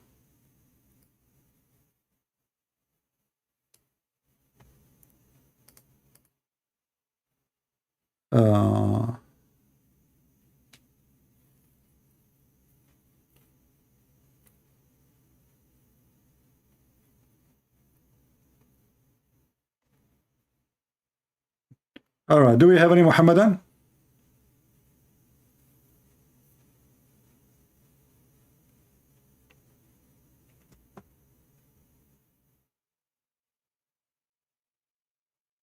Any Muhammadan here would like to join us? And you know, we know how Muslim they can refute us. You know, like, you know, you ask the Muslim a question, it's very easy to refute the Christians. Very easy. You know, like, okay. It's very easy. From Holland, when Allah mentions in Surah Al-Qalam that He has a shin, a leg, يوم يكشف عن ساق ويدعون إلى السجود فلا يستطيعون. This shin, this leg, belongs to Allah. And the authentic hadith in Al-Bukhari confirms this. Someone is saying to me, don't run like Sam from Uthman. Our friend, give me Skype of Uthman. I will call him right now. Let us see who is the one running away. I challenge you to give me the Skype of Uthman now, and I will call him immediately. I keep asking it for the last year, and you Muslim, you don't dare to give it to me. So instead of wasting my time, inshallah, the enemy of the truth, Uthman, is a potato. You do not even know his book. He will never even dare to say hello to me. And this is my challenge for you, potato. Who is the Muslim will dare to give me the Skype address of Uthman to call him? All what you need to do, give me his Skype. I will call live on air in front of you. Now, tomorrow, the day after, all of you are potatoes. You keep asking me to debate Uthman, but Uthman never let me call him. How I'm going to debate him? You potatoes, your Uthman is a joke. And he knew his size. This is why he will never get close to me. And when you say to me, Sam did run from Uthman, I don't think Sam will run, but maybe he will not go and talk to someone low. For me, I don't mind. I take all kind of garbage. I don't mind, you know. Somebody have to clean the garbage. And that's me. So I don't mind, my friend. Let us see.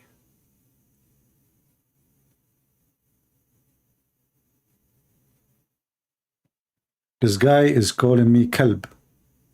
Let us call this Abdul and see what they want.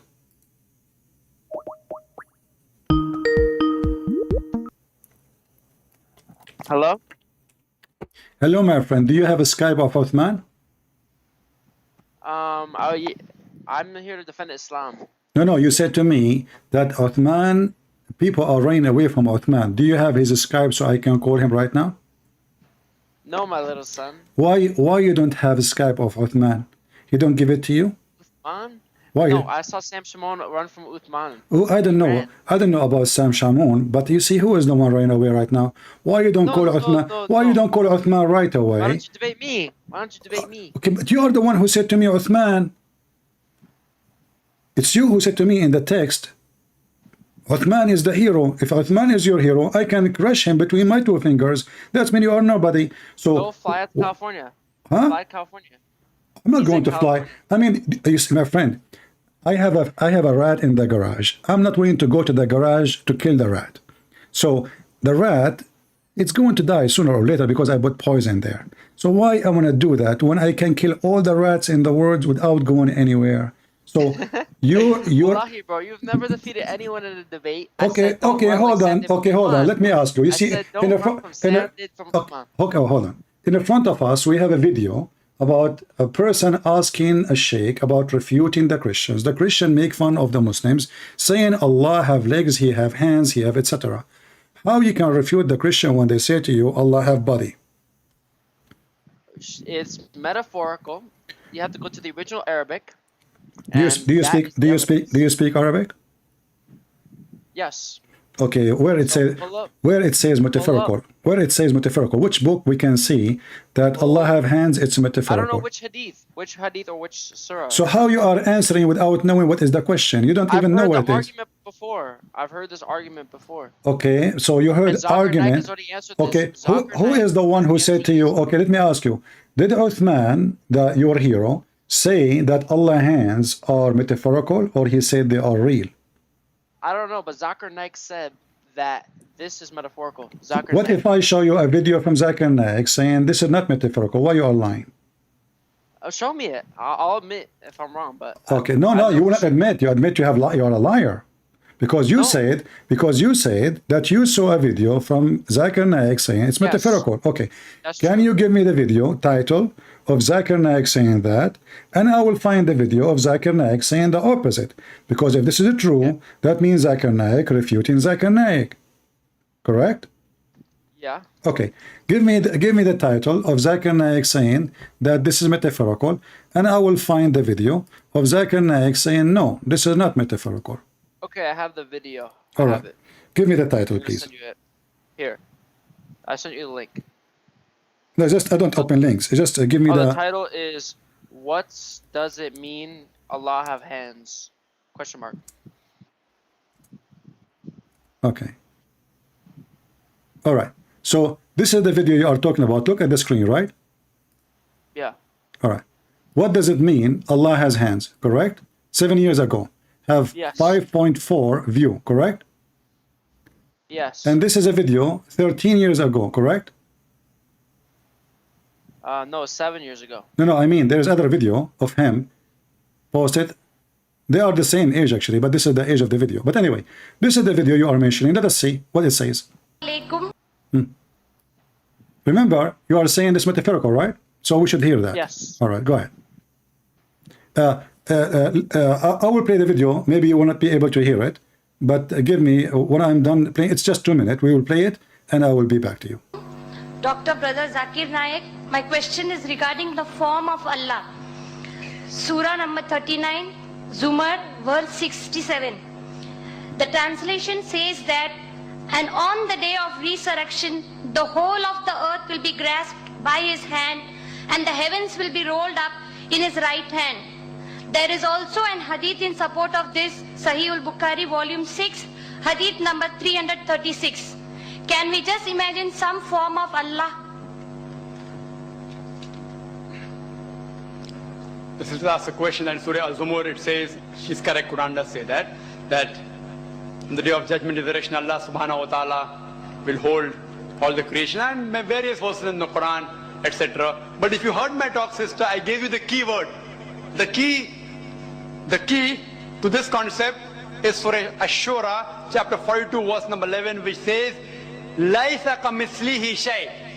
There is nothing whatever like Him. So if Quran says Allah has hands, people ask me that if Quran says Allah holds the sky, what do you mean He holds like that? If I say I am holding my family together, do you mean to the 24 hours I am with my wife and my child? I'm not holding my wife and child always, yet I'm holding them, but I'm not holding them like that. These are words used. And whenever, as I said, if Quran says Allah sees and hears, that Allah is here like us. He hears. How He hears? Allahu Alam. Allah knows. He has a hand, but not like yours and mine. Did you hear it? He has a hand. They are not metaphorical.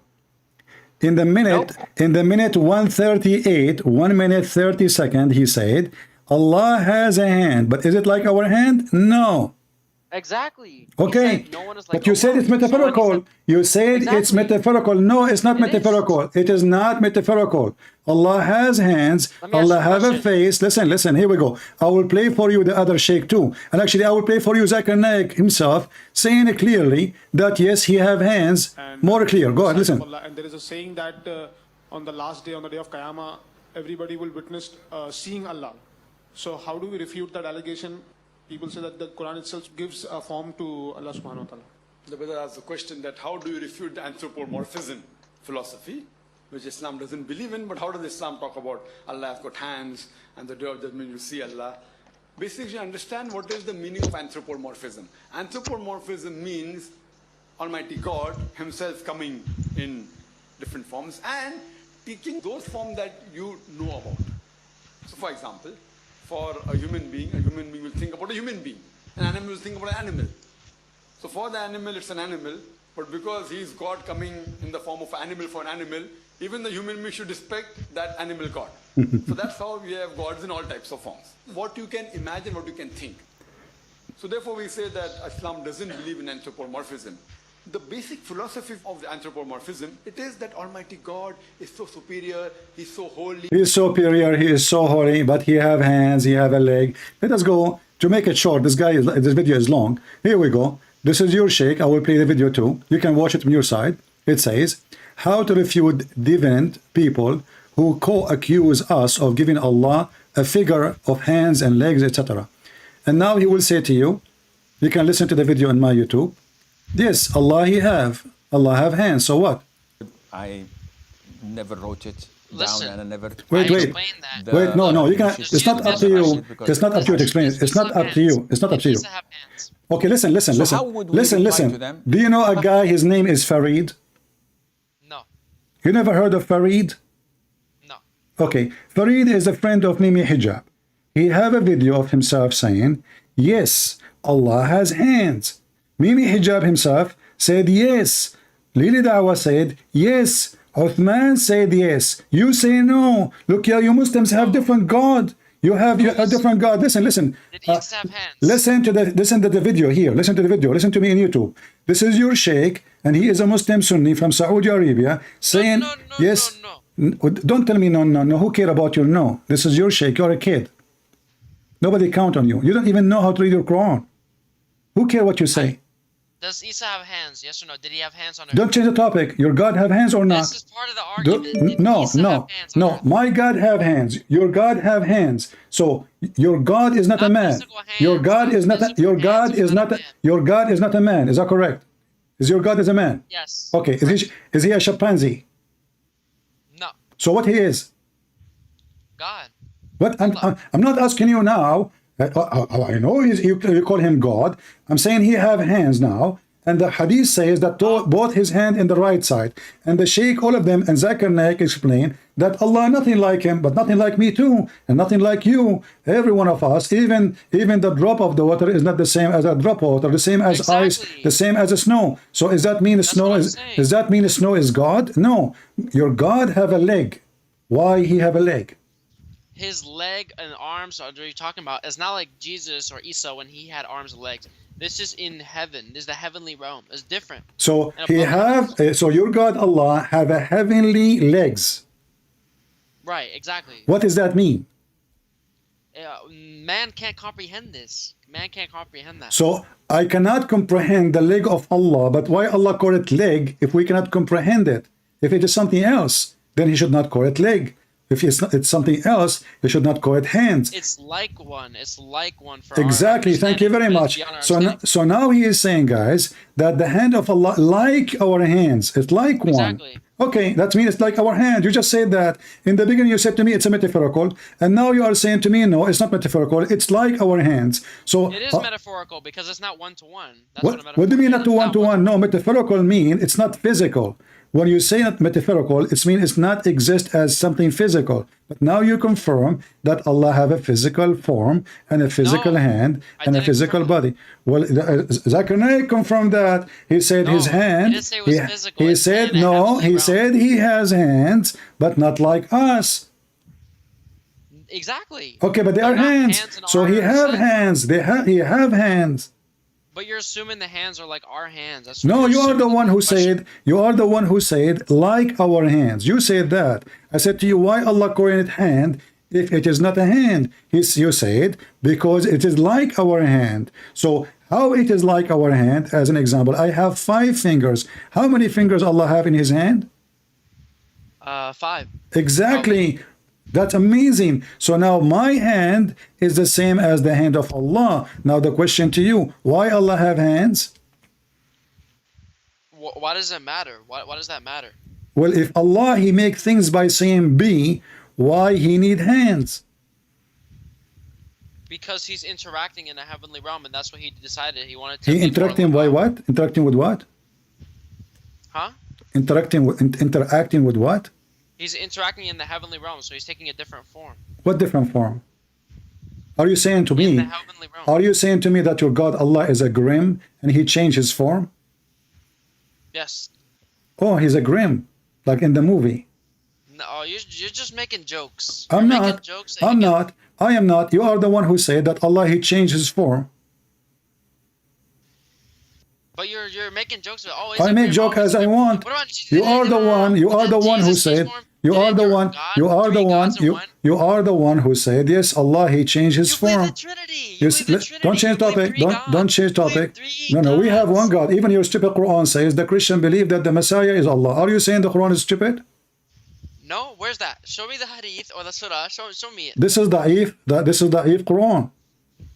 Where is it? Show me chapter and verse. This is I just told you. This is da'if Quran. And recite it in Arabic. Recite it in Arabic. Do you know Arabic yourself? You said no. Recite it in Arabic. You know I'm gonna check your Arabic. But you say you do not know Arabic.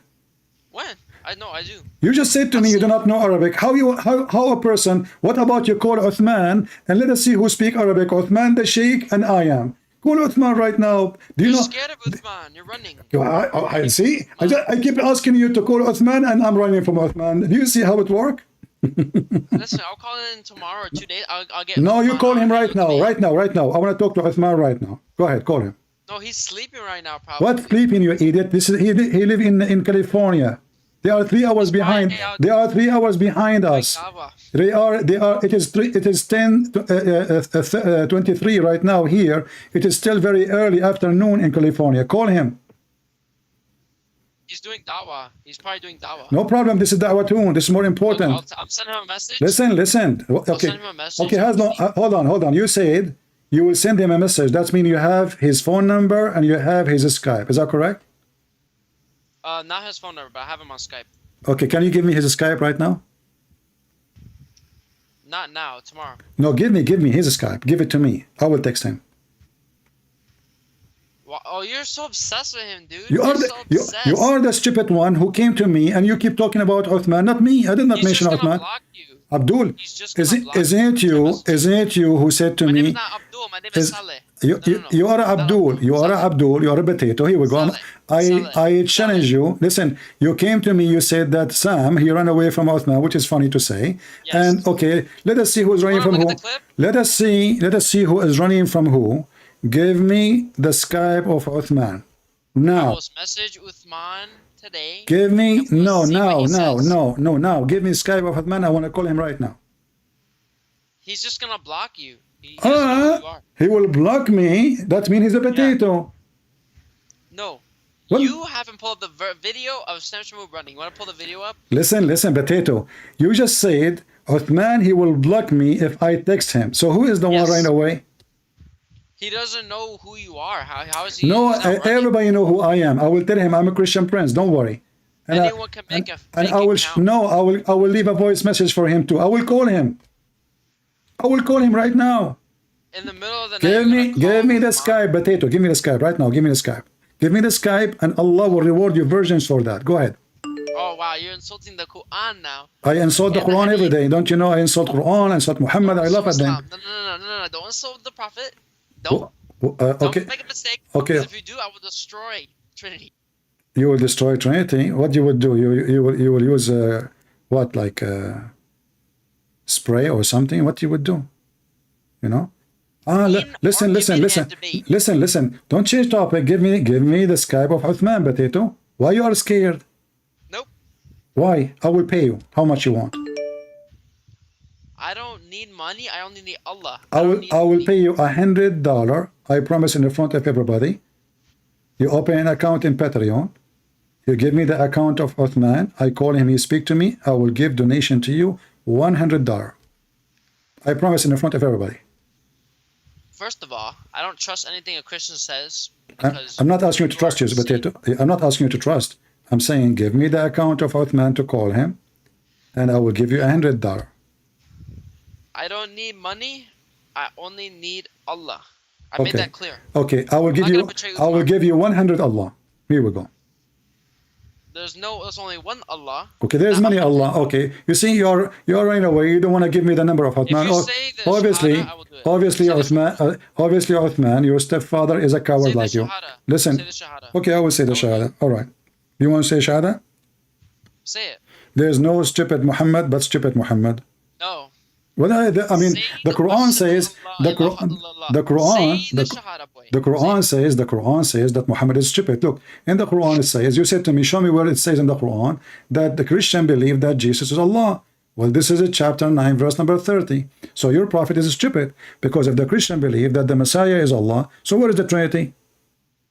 Which one are you specifically talking about? Chapter 9, verse number 30. Chapter 9, verse 30. All right.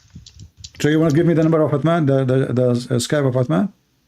When you say the Shahada, yes.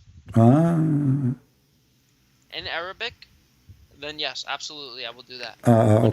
Okay.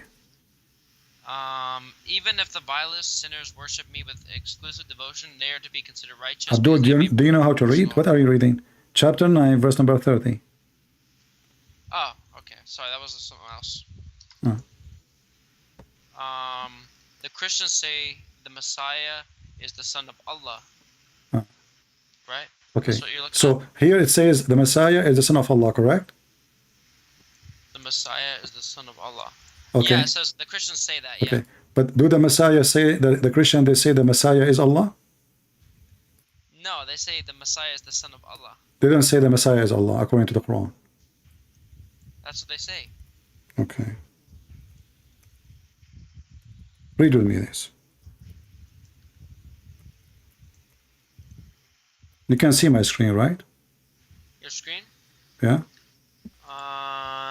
Yes, I can see it. All right. Chapter 5, verse number 17, it says, indeed disbelieve those who say that Allah is the Messiah. Hold up. Your stream is delayed. So, it's not showing up.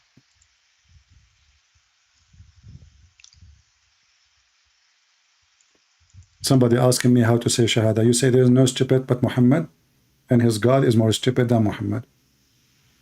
That is a Shahada. Insulting, dude. Now read. Well, this is stupid, don't you see? Allah, he says the Christian, they say that the Messiah is Allah. In the verse, he says the Christian, they say the Messiah is son of Allah. Are you the son and Allah in the same time? Either you are the son of Allah, or no, we don't. We believe that the son of Jesus is the son of God and God, right? Yeah, but he's not the same as the Father. He's not. The Father is the Father. The Son is the Son. The Quran saying now that the Messiah is Allah himself. So if he is Allah, okay, Abdul, how the verse saying in one saying he is the son of Allah, the other verse saying he is Allah? You're proving the Trinity is incorrect. You're debunking your own Trinity. How can you be the Son and the Father at the same time? This proves the Trinity. You stupid Abdul. Abdul, we Christian. Abdul, you're stupid like your prophet. We don't believe that the Son and the Father is the same person. You're stupid like your prophet. You know, like the Chinese, they say he lived as a donkey, never come back as a horse. So how you can debate the Christian if you do not even know what the Christian believe? Now let me ask you. Let me ask you. As long Allah, he have 5 fingers. Do he clean his nose? You're not being serious, dude. No, I'm serious. I want to know why he have 5 fingers. Come on, man. No. Why 5 fingers? Why not? Why exact like us? I mean, what about having 6 or 7? Why 5 fingers? You know, we Arab, we always touch our nose and we clean boogers. All Allah knows. Okay. Why do Allah have a penis? This is completely just insane, dude. Why not? I mean, Allah have a shin. Allah have. Are you saying to me Allah is a gay or he do he? What? Oh, I'm asking you. I'm trying to know. Okay, you Muslim call him he. Is he for real, or he is she, or he is so? Why you call him he if you don't have a penis? Why are you changing the subject? Talk about son Well, of you are the one Messiah. talking about. We talk about the metaphorical, and now we are in trouble. So Allah, you call him he. Is he for real, or he is a she? I don't even know what you're asking. Let's go back to the verse. Because I wanna learn about Allah, the nature of Allah. Okay, Allah is made of what? Allah is made of what? He have 5 fingers. The fingers is made of what? Only Allah knows. I don't know. Okay, so what do you know about Allah? Nothing. Somebody told you Allah have 5 fingers. So now you are walking in the wood. Now you are walking in the wood. Anything have 5 fingers, you think this is Allah? No, only what the Prophet revealed. How you will know? How you will know which one is Allah now? Whatever the Quran has revealed. What revealed? You just told me you do not know. That's why I'm saying I don't know, because it hasn't been revealed. So now what you know, that he have a shin and he have 5 fingers and he have a foot. So when you walk in the wood, if a rat appear to you, you will think this is Allah because he have the same. Well, he have the same. Lizard have the same. I would have to be dead to see Allah. You don't have what? I would have to be dead to see Allah. So after you die, you will see Allah? Yes. And how you will know this is Allah? Because the Quran has revealed it. What revealed? He said to you, he have 5 fingers. There's many things in the grave have 5 fingers. If I'm dead, obviously I'm going to be understand that. You will become smarter after you die. No, not smarter, more have knowledge. This is what I'm saying. Smarter, have knowledge. So Allah will give you knowledge after you die? Yes. He will open a school. Dude, what? What? You are telling me he will give you knowledge? Are you going to receive Quran after you die? There's no school, dude. What do you mean? Why not? Allah always opens school. Isn't it Allah who opened a school of Harry Potter before? I don't know, man. What do you know? What do you know? Did Allah open a school? Did Allah open a school of Harry Potter? Yes or no? No. So why Allah, he said in the Quran that he sent 2 angels in the Tower of the Babylon to open a school of Harry Potter? What are you talking about? In the Quran. You said to me. Let's go back to the surah and talk about we are in the surah. We are in the surah. Allah, he opened a school of Harry Potter and Harut and Marut. And subhanallah, look, Harry Potter and Harut. Look, did you notice? There is a lot of similarity in the name. Harry Potter and Harut. You know? I don't think this was a coincidence. Like it must be a miracle. What is this, bro? What is this? What? Okay, just give me Skype of Uthman. I will continue with you. Otherwise, I will block you. Why did Sam Shimon beat his wife? Do you know? He beat his wife? Yeah. What? Why Prophet Muhammad did beat his wife? Michelle was beaten by, on the court records, according to court records, he was beaten. Just stupid. Trash like your prophet. Bully. The nation of bully. The nation of bully. Let us see other Muslim.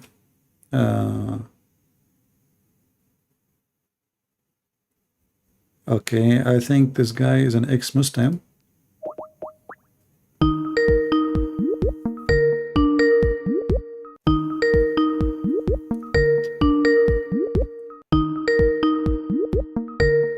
Let us mute the microphone speaker so you guys don't bother with the ring. Hello? Shalom, brother. Shalom. Shalom, shalom. What's up, my brother? Your camera is open in case you do not know. Oh, hold on. Okay, my fault. Right. That was me that coward was making fun of about my testimony. You are the one who says you saw the light and you became, so you used to be a Muslim and you became a Christian. Yes, yes. All right.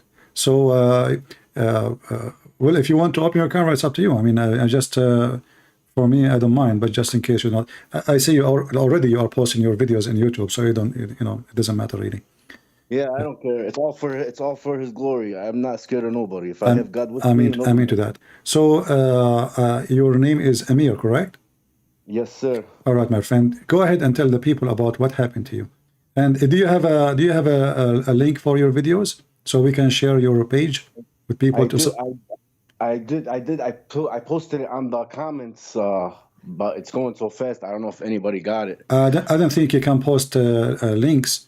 Okay, post something in the chat. I will see your name. I will click in it, and that will take me to your page. What is the name if you have in the chat?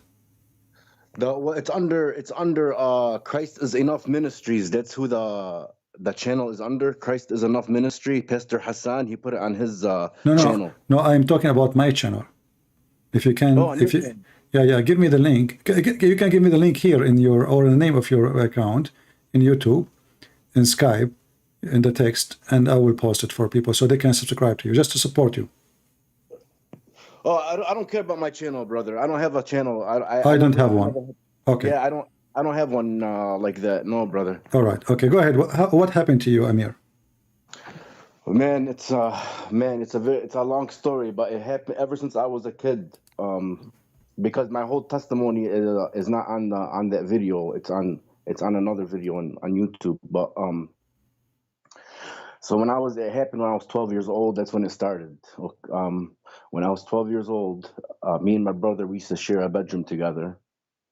And do I have enough time? Because it's a long story, man. You want me to just cut it short, straight to the point? Yeah, if you can go just straight for like the major thing happened. Okay, well, yeah. So I seen him when I was 12 years old. To make a long story short, and I denied him for all my life, and I always put it behind me. But I always hear his voice in my heart every time when I used to pray and everything, every time, and I always used to push him behind me. Yeah. And then I got, and then in February 1st of 2020, I died. And What do you mean by saying you died? I had a heart. I like these people. They think I was dreaming. Like I always tell somebody, I know what dreams are. This is not a dream.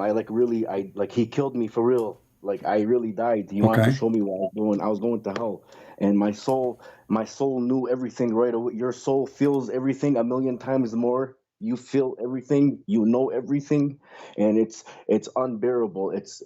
I was falling in a black pit, falling fast, and then I, like how it says on there, I screamed that right away. That's the first thing I did was scream the Shahada, and I screamed Allahu Akbar like 8 times, and that's what trips me out. These guys say that I seen the devil. Well, the devil wasn't scared of Allah's name.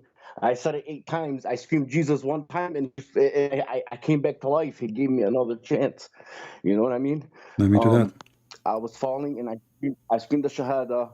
And then when I screamed Allahu Akbar 8 times, and then my soul told me that it's a lie. They lied to you. It's not true, and I'm going to hell for eternity. And right when I felt the separation, the hopelessness is unbearable. Like every time I tell it, I want to cry.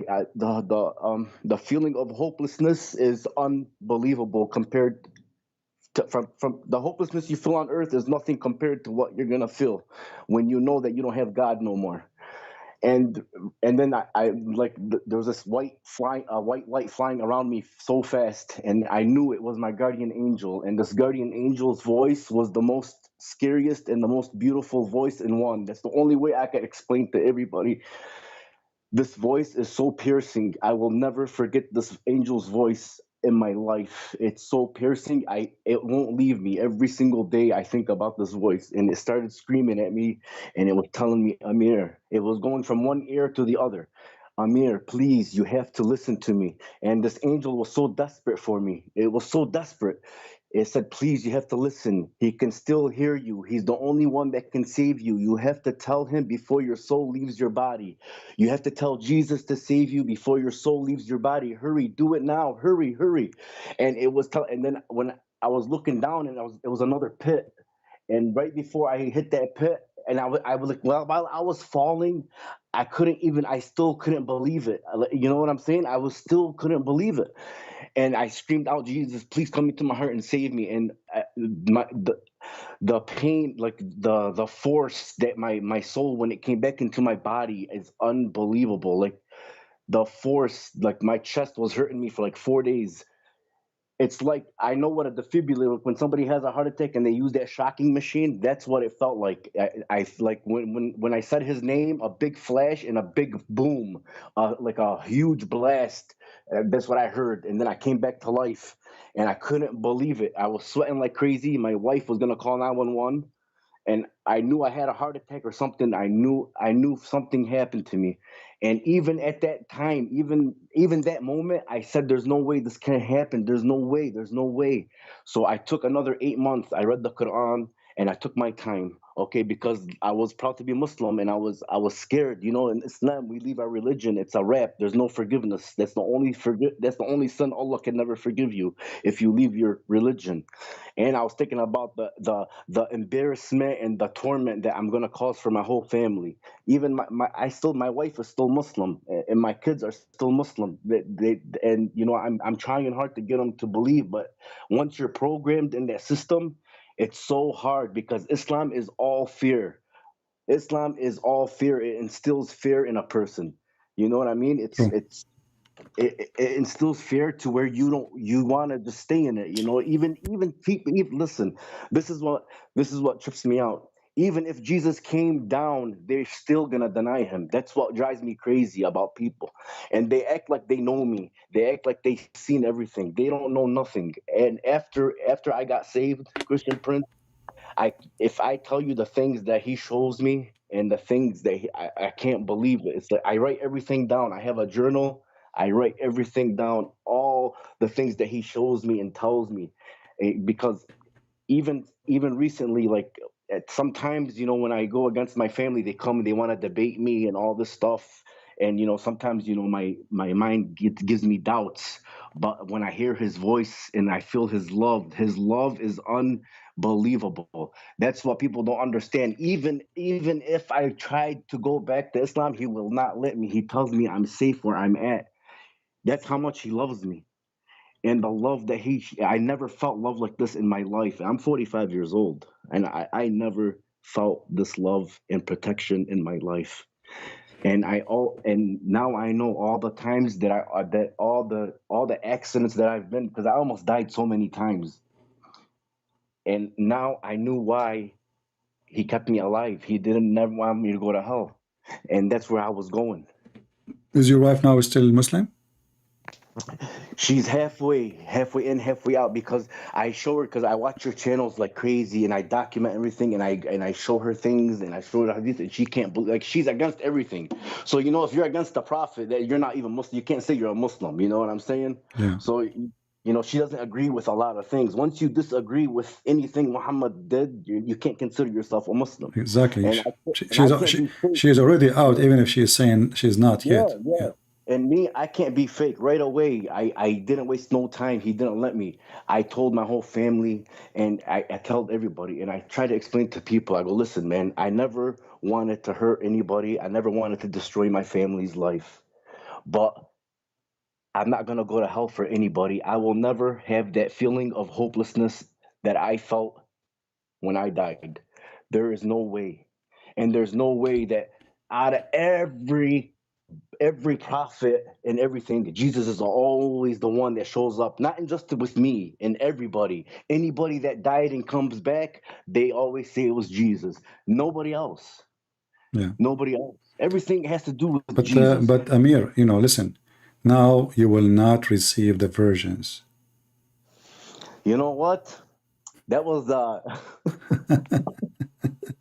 not only the virgins, the orgies. I mean, isn't it obvious that this God is a scam? You know, I mean, what kind of God? He promised me endless private part.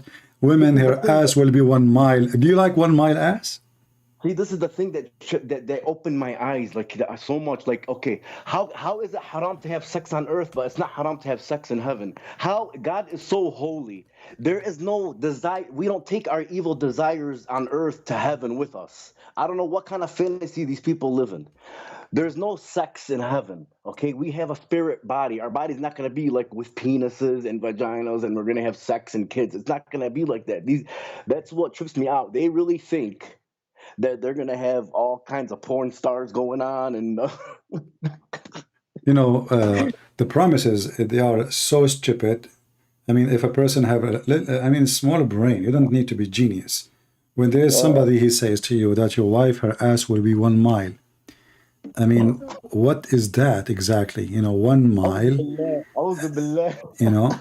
Yeah. And what if I don't have it that big? What about half mile? Can we have like 100 meter, you know? I mean, what is this half mile? And in the same time, you ask yourself, there was mile in the time of Muhammad? I mean, this guy, he must be a prophet for real. what about the little boys? Yeah. Well, all the religion, but I advise you actually to open your YouTube channel so you can, you can help the Muslim themselves. As you know, we don't hate Muslims, and you yourself, not long ago, you used to be a Muslim yourself, right? So we don't hate the Muslims, and I believe that you have a duty yourself to help the Muslim to see the truth and to leave Islam. So I advise you, I encourage you to open your channel in YouTube, and I will share it with people here so we can get you people to support you and subscribe. Thank you, brother. Thank you. I did make one, but I didn't make no videos. It's I am Jesus proof. You should. Trust me, you should. So you can be an active and don't, because if we don't share what happened with us, I mean, I appreciate already your sharing, but it's better if you have your own channel and you make like once a while. You don't have to make a video every day, but if you ask me, I will make a video every day. Why not? I mean, don't the Lord deserve our time? He deserves, right? So there's no better time than the time we spend preaching his gospel, bringing people to him. So make videos every day, maybe 15 minutes. I understand you have a family. You need to take care of them. 15 minutes every day. Speak about why you believe in Christianity, why Islam, what's wrong with Islam, etc. Every day, few thoughts here and there. And that will help many to leave Islam and to listen to you and to come to Christ. And that will be blessing for you now and in the future. Amen, my brother. All right, my friend. Thank you very much for calling. I love you, Christian Prince. I appreciate everything you do for our Lord. I appreciate you. God bless you. Thank you. God bless everybody. Take care. Thank you so much. Take care. Bye-bye. Thank you. Bye.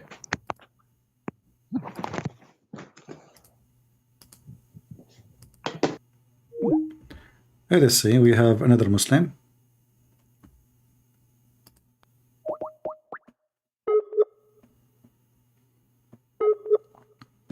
Let us call. Maybe he is not online. The Muslim, they call when I am talking. The second I stop talking, they are not here. Let us see another Abdul.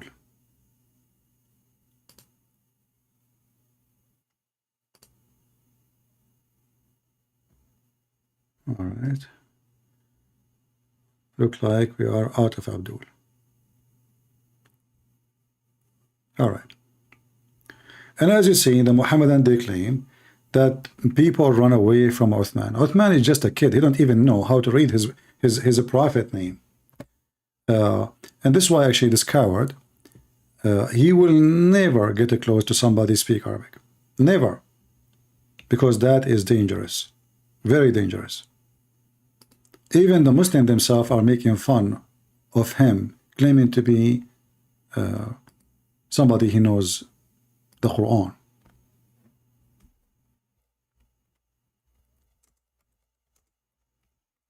They made a video of him with 100 mistakes.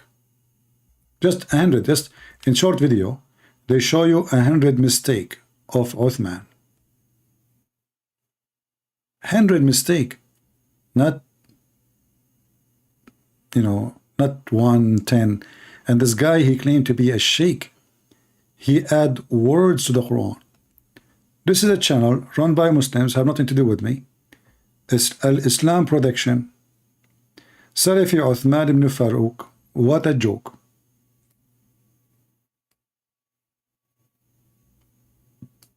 Even you Muslims consider him a joke. Even Mimi Dawa, he laugh at him. Mimi and Lulu and You know, all of you, potatoes. So those people will never get close to me because they knew their size. They can get away with someone like God Logic, you know, he don't speak Arabic, and you know, like people who have, they are learning, you know, slowly about Islam. But to get close to Christian Prince, you will notice all of them, they will stay away. They will make any excuse. All of them, they're challenging me to debate them. We will fly all the way to you. We will come all the way there. It's talk. You do not need to fly anywhere. Give me your Skype, and I will call you right now. Nobody need to fly anywhere. Save your money and donate it to the orphan. The money you want to spend to fly to me and the money I want to spend to fly to you, it's a waste of money. Here, give me your Skype. We can show reference on the screen. We can read together. Nobody is shouting and nobody, you know, nobody is standing. Nobody. You drink your coffee in your table. I'm drinking my tea here, and everybody having good time. You don't dare, and this is why people laugh at you.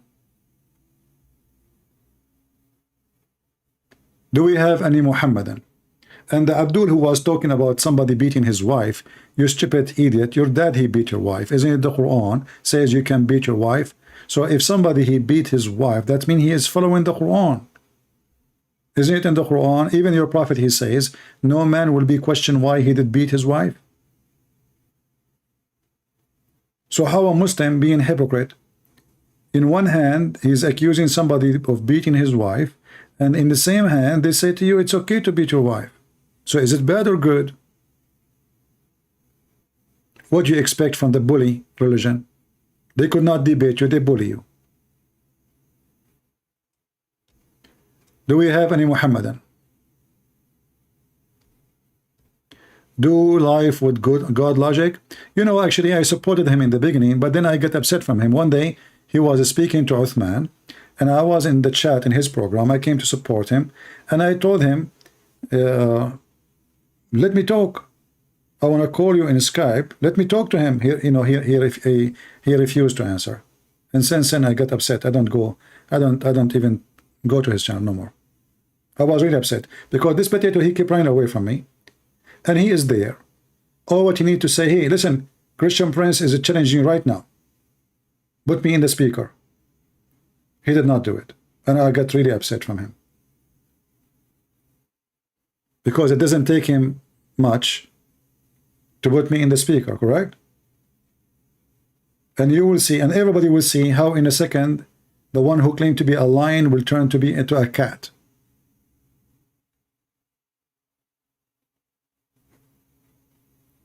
Yeah, as you see, we support everybody. Don't you see me always I say go and subscribe to this guy, go support this guy. I did the same to him, I did to everybody, and I'm not asking for a return. I do not need it. I'm the last one to need that. But at least I say to you, let me talk to this potato. Then let me talk, but you will lose. You are standing in front of him. Put me in the speaker. Imagine if he did that. Sheikh Uthman will turn like a cat. Is he going to dare to debate me? No, he will run away.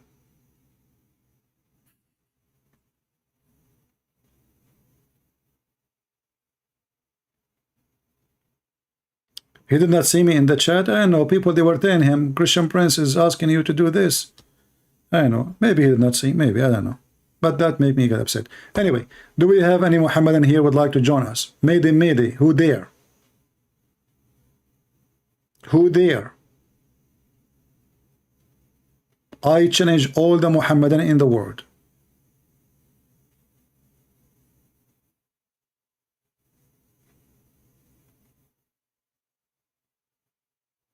All of you are terrified. And the ones who claim to be your big, they are so small. I mean, if I play the video of this guy, people would die laughing. Literally. Especially if you speak Arabic. And you know, the problem is, this guy, he claimed to be a sheikh, And to be a sheikh in Islam, you have to know Arabic very well.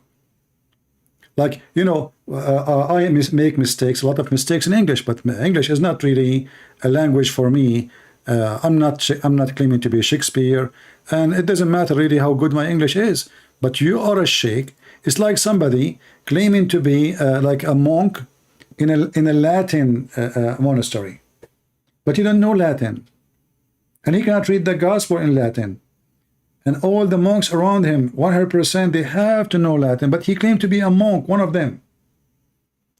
This guy, he add words and verses to the Quran. He changed the Quran. يا أيها الناس ما غرك بربك الكريم الذي. Look, in the video here, they are showing you the mistakes underneath. When you play the video, they are showing you how many stupid mistakes he's doing.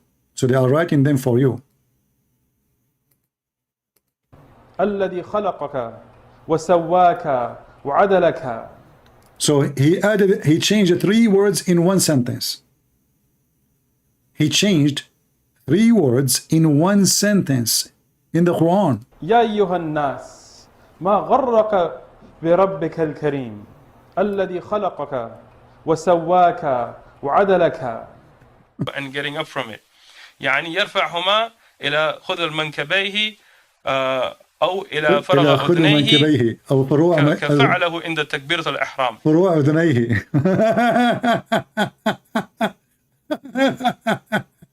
He said يعني يرفعهما إلى خذ المنكبيه أو إلى فرغ أذنيه كفعله عند تكبيرة الإحرام. Oh boy. What does he say?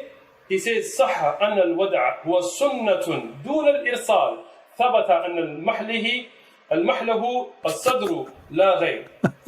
صح أن الودع هو سنة دون الإرسال ثبت أن المحله الصدر لا غير. Said that many Imam and ulama of the past, for example, Imam al-Nawawi or Ibn Hajar, they made mistakes in tawilat.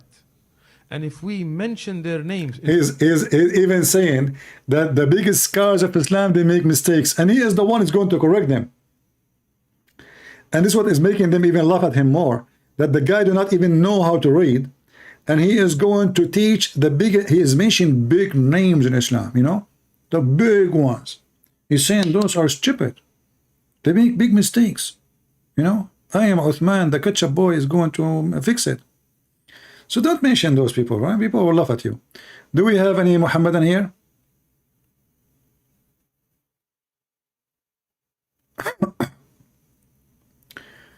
Any brave Muhammadan? Beside the ketchup boy who don't dare. All of you are potatoes. All of you, with no exception. All of you. And yes, Allah have a weird look. And the Muslim, they keep saying how we worship Jesus. Well, Jesus is holy. If you have a body of a human being, still he's holy. Is your God is holy? No. How we know that Allah is not holy? For he have a bad ethic. Isn't it your prophet, he encouraged Muhammad to flirt with a woman she is married? This is your God. We don't care how your Allah look like. He looked like a mule, he looked like a lizard, he looked like a man. We don't care. What we care for, obviously, that Allah and Satan, they are one. Because ethic is not there, zero ethic. And when we ask you about Allah, what do? You say Allah is not like anyone, but this is a verse you took from the Bible. The Bible says first, nothing like God. But that's not about look. Who care about the look? Nothing like God because of his holiness, his ability, his wisdom. But otherwise, there's many things like God. As an example, I have ethic. Do God have ethic? He will say yes. Okay. I have a spirit. Do your God have a spirit? A Muslim will say no. But isn't it the Quran says, I created him from my spirit? I breathe into him from my spirit. So if he don't have a spirit and he say my spirit, that means you Muslims are crazy. How he say my spirit, but he don't have a spirit? If you say he own it, that means life is not his. It's not from him. It's something he have in a box somewhere. So the Muslim, they are so desperate, they don't know what to do about their God. He look funny. They can't explain. They don't know even how he look like. They don't know what Allah mean. All what they knew that he have hands, he have feet, he have legs, he have face. How we can fix the problem? Who care? Just we worship Allah. A Muslim should not ask questions. Why? Because the second he asks questions, he will find that Islam is so stupid. Why Allah, he promised me a woman, her ass is 1 mile? This is not a good question. Just accept the 1 mile ass. It's a gift from Allah. You can do hiking on top of it. And by the way, it's so smooth. And I have a doubt that you can, do hiking on it. And be careful, if she fart, she might burn you, especially if you are smoking. In case you do not know, fart is a flammable, is a methanol. So when you fart and you are smoking a cigarette and her ass is 1 mile, so it's the same as a big, huge container, 1 mile container of methanol farting, exploded in your face. So I guarantee you, you will be a barbecue. So no smoke. You should have a sign around your wife says, don't smoke, please, dangerous. All right. Where is that hadith? Which hadith? About the 1 mile. Let me see if I can find it in English. Hold on.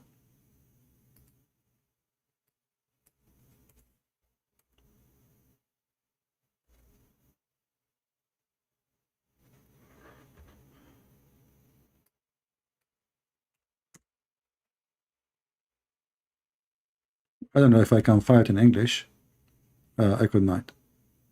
Let us see if we can find it in other one.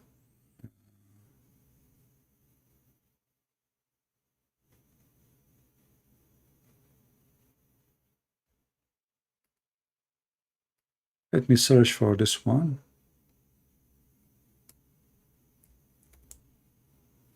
I will search for other one. See? No. Okay, let's see then.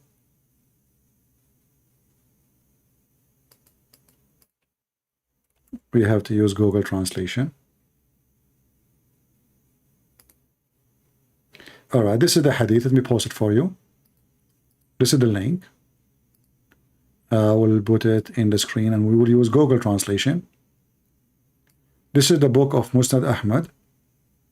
And this is the link. You have to open it in Google browser. Just take a note. And then you have to use Google Translation. This is Hasan Hadith, which means it's good. It is good. So this is Musnad Ahmad Ibn Hanbal, volume number 2, page number 537. Hadith number 10549. And I will translate the hadith. It says the lowest reward for a Muslim, this is the bad Muslim, he will have 300 slaves and they will serve him every day 300 dishes, and I think they are from gold, he said, and every dish have different, or tray have different kind of food. All of it from the beginning to the end is so tasty. And then he says to his Lord, Lord, this is too much. I can feed all the people of heaven with this. And I can give them a drink from it. And still I will have more, which means it's so much. And then he will have 72 of the virgins. Each one of them, her ass will have 1 mile in the ground. Let us use Google Translation.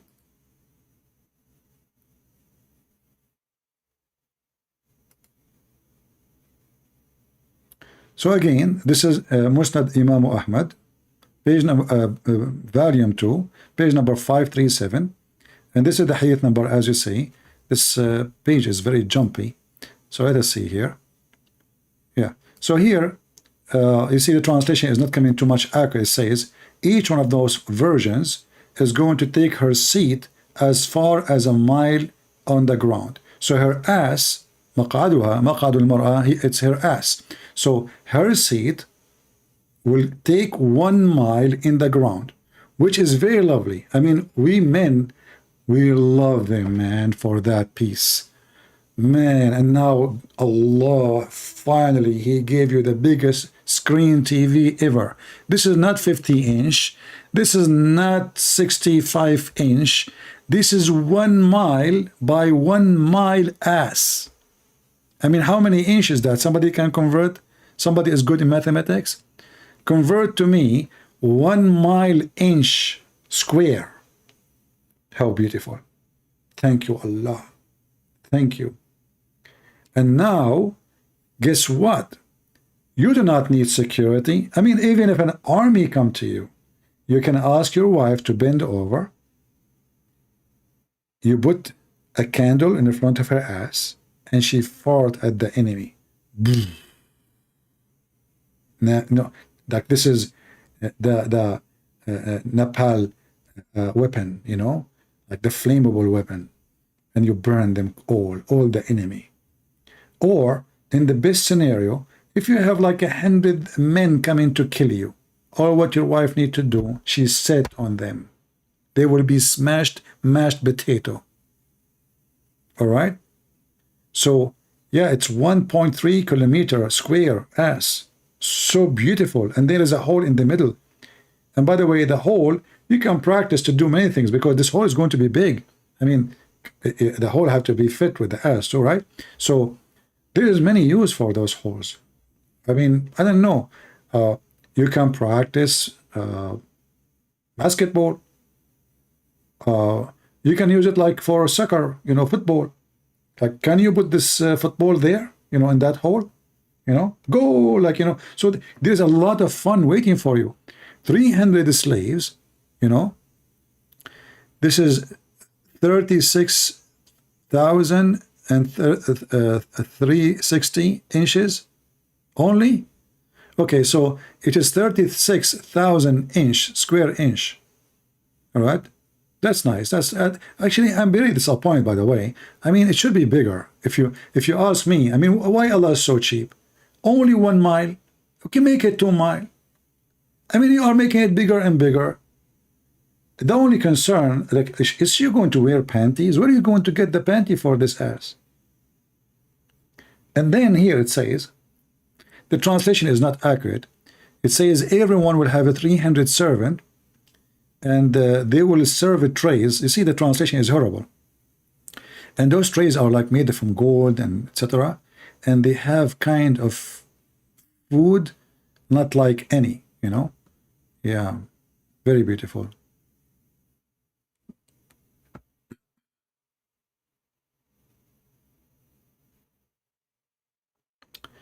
Do we have any Muhammadan? You know, I hope by saying this, not many of you will convert to Islam right now, because I made the same mistake when I was doing lecturer to the fans of Sadhguru. There was a lot of Hindus, like 1 million Hindu, and I told them, do you know that the biggest chapter in the Quran is the cow chapter? I was just making fun, but I forgot that those are Hindus. And brother, all those 1 million Hindus, they decide to join Islam. They could not believe that Allah, He made the biggest chapter in the Quran is the cow chapter. Like they were like, wow. But then after they converted to Islam because of the cow chapter is the biggest, I told them, you get it wrong. In that chapter, they killed the cow. Oh, the Hindu got so upset. And they start all cursing names to Allah. In the beginning, they like him because he made the chapter called the cow. But then when they heard that Allah, He ordered them to kill the cow, they got so upset and they left Islam. True story, by the way. This is a true story. I have like no witnesses for it, you know. I mean, Muhammad have no witnesses.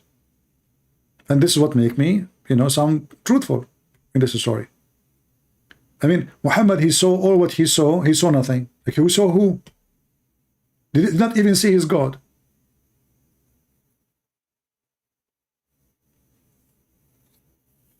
Do we have any Muhammadan? So we have like almost 1,400 people watching, and zero Muhammadan want to call us?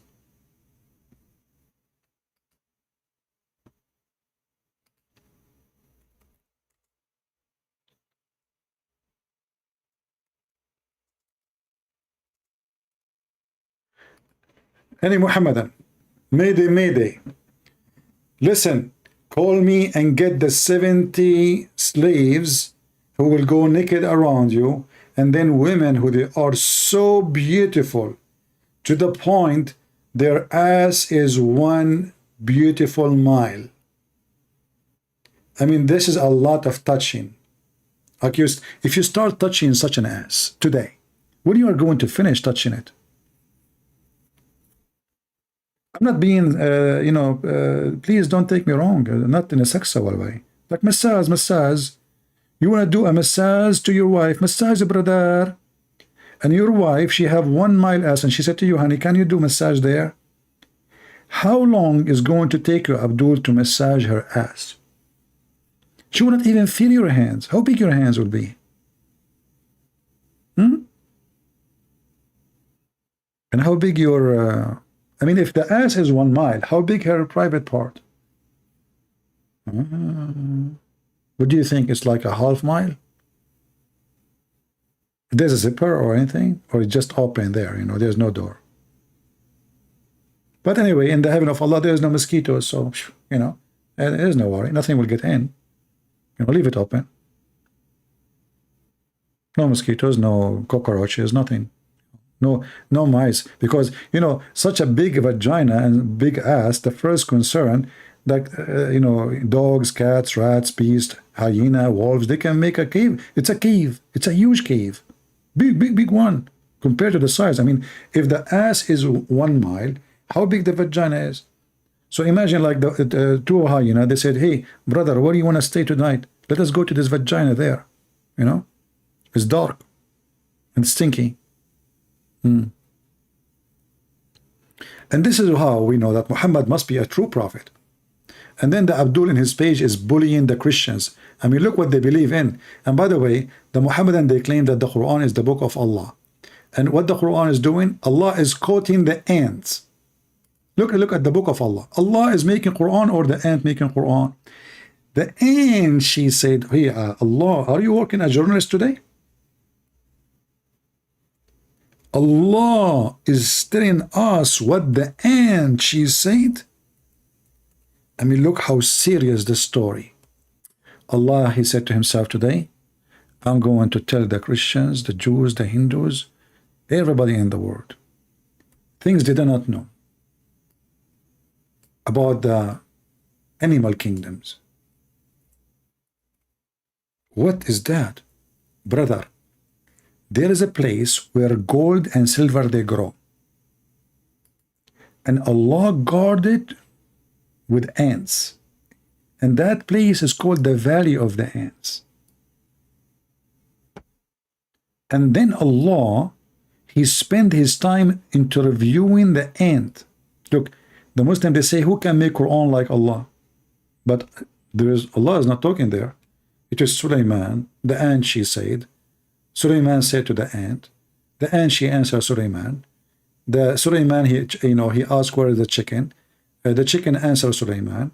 Sulaiman, he asked with the genie. The genie answered Sulaiman. So what Allah become in the Quran? A fairy tale storyteller.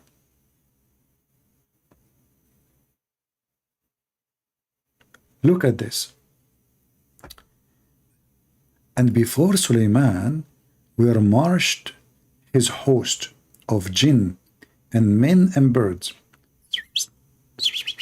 Isn't it beautiful to have an army of birds? Isn't this the same we saw in Harry Potter, and the trees moving, the army, I mean, those all, the elephant came, birds, chicken, eagles, I mean, you name it, man. So Sulaiman have an army of birds, genie, and the human. If there's anything missing? What about lions and no? Not included. Weird. Very weird.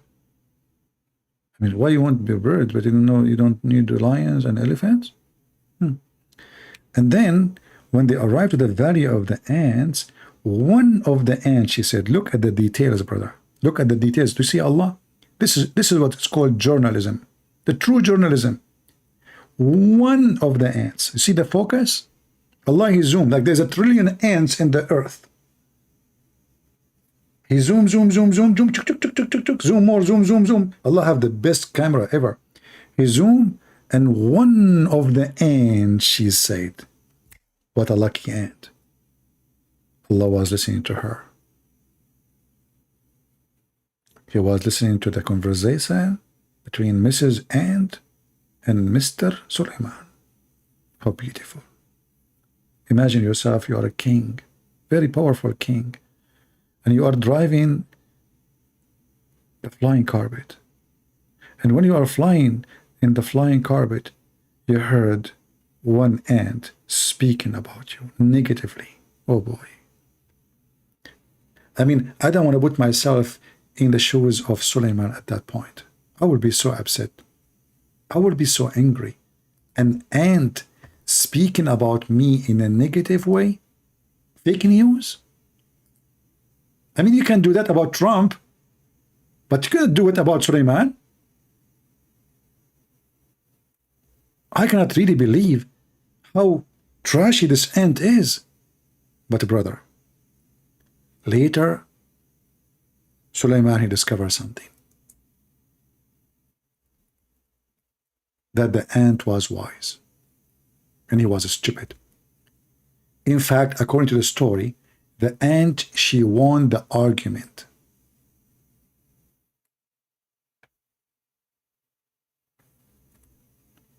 Which is embarrassing. You are a prophet of Allah. And then you debate an ant.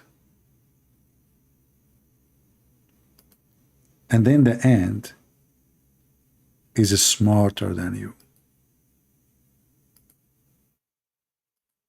Man. Look at this debate here between the ant and Suleiman. I want to show you just a little bit of it. Shall I read it for you guys, or you guys are bored? Who's bored here? Anyone is bored?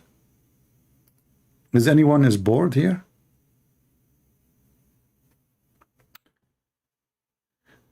Ibn Balababaya, according to the look, what I like it about Muslim books is what they say here. What I don't like about Muslims in YouTube, they say it is fake, it is weak, they are liar. Here they say, according to reliable chain of narrators, you see, but in YouTube they say it is daif.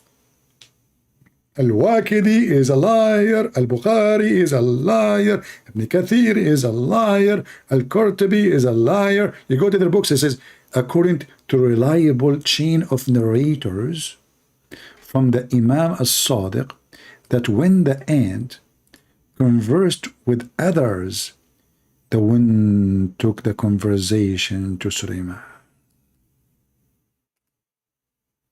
Brother, how the Muslim, they knew that wind can carry voice. Science. Unbelievable. So Suleiman is flying in the flying carpet. And the ant, she is down in the ground talking to other ants. She thought nobody is listening. Surprise, surprise, Suleiman, he can hear you. Suleiman at the time, when he was on the air, where he was? On the air, flying carpet. Suleiman asked the strong wind to stop, like break, like stop, like he break, you know, and then he called out the ant, hey ant, where are you? Come here. Look at this. You are now King Solomon, driving your special solar system flying carpet hydrogen fuel. No battery needed. And you hear the ant down in the ground. And then he called the ant. Look how just put yourself in the socks and the shoes of the ants. She have many food anyway. But listen, imagine the ant now when she heard Suleiman is calling her out. Oh boy, he heard me. Oh, what I would do. He just heard me. What I did to myself. King Suleiman just heard me. What I will do. Where I can go. Where I can hide. You cannot hide from Suleiman. So he called the ant out, like investigation, investigation time. And come to Suleiman. He said, don't you know that I am prophet of Allah and I do not oppress anybody? Yeah, he don't. He have an army, supposedly like Muhammad, go into different nation to occupy their land, and he don't oppress anyone. No. Yeah, peacefully. Oh, this is Islam, brother. And said, yes, Suleiman, yes, I know, Suleiman. He said, then why did you scare others from me and order them to enter their holes? Hey, Muslims, why you Muslims enter your holes when you see Christian prince? Why? That's a good question. The ant said, I was scared that when their vision falls onto you, they will become fascinated at the beauty of this world. Look. The ant, she was scared that when the ant, they see how sexy is Suleiman, they will fall in love. And they will start touching themselves and doing masturbation. Do you see how wise this ant is? Suleiman, he thought, when she used the word the crush, he did not understand she is talking about the crush in their heart. Those females, they never saw someone sexy like Suleiman before. They will be fascinated. Imagine yourself an ant now. Just for a second. Come on. Especially, if you are a Muslim washing dishes every day. All right? You don't need to imagine, you practice it. So, Suleiman, here, he got busted with something like, what? And will be away from Allah. Look, imagine, they will forget about Allah. This is how sexy he is. The ant asked Suleiman, listen, Suleiman. Look at the philosophy, This is Aflaton versus Aristo. Deep, very deep. The ant asked Suleiman, who is more honorable, you or your father? Dawood, which means David. Suleiman, now he scratches his ass. Which one? What the heck? That's not nice to say me. It's my dad, Come on, You have to have bad ethic, that. You can't say it's me. So Suleiman, he said, my father, much more, honorable than me. Then she said, then why your name has more alphabet than your father's name? Look at this, brother. Look at this screwdriver. She gave him a screwdriver. Suleiman now, how in the world he is going to answer such a, like this is a bomb? Suleiman was listening like, what? The ant saying, listen, you said that your father is more honorable. Okay.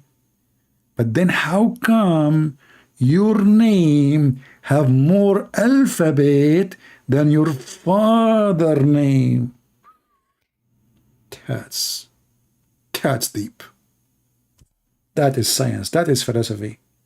What is the Greek? Aflaton, Aristo, stupid people. Here is the philosophy. That's amazing. Suleiman, he said, I don't know. Look at this idiot. He lost the debate already. He said, I don't know. He's saying to the ant, I don't know. The ant, she knew more than Suleiman. And the Quran says, Allah, he taught Suleiman. Look like Allah, he taught the ant more?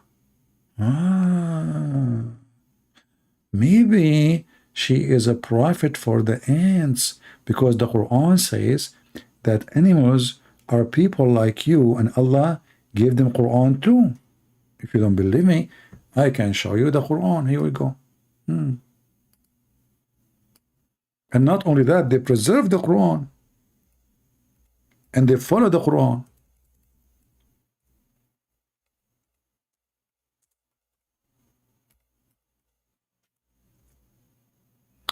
Chapter 6, verse number 38.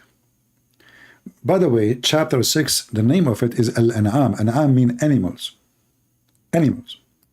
There are not animals live in earth or that flies on its wings, but a community like you, nothing we have omitted from the book, and they all shall gather to their Lord. So the Muslims believe that animals are going to be judged by God in the day of judgment. Muhammad, he claimed, when there's two goats they're fighting, Allah will question them why they are fighting. Here you see that Muhammad is so confused. In one hand, he is a sad guru, hippie, with red dot in his head.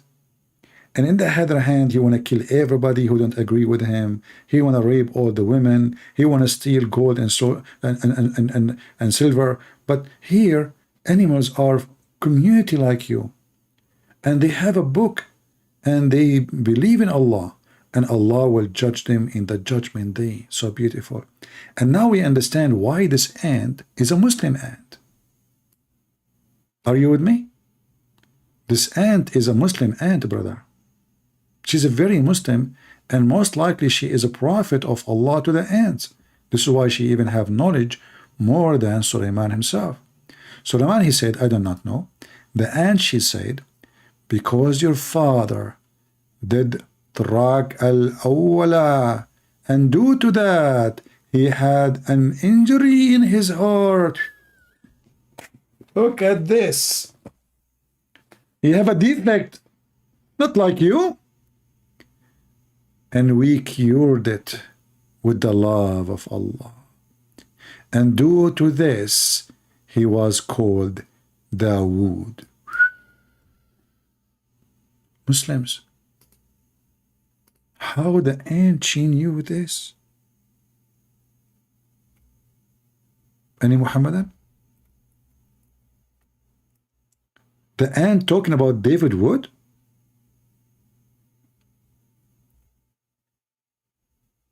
Is that about David Wood or somebody else?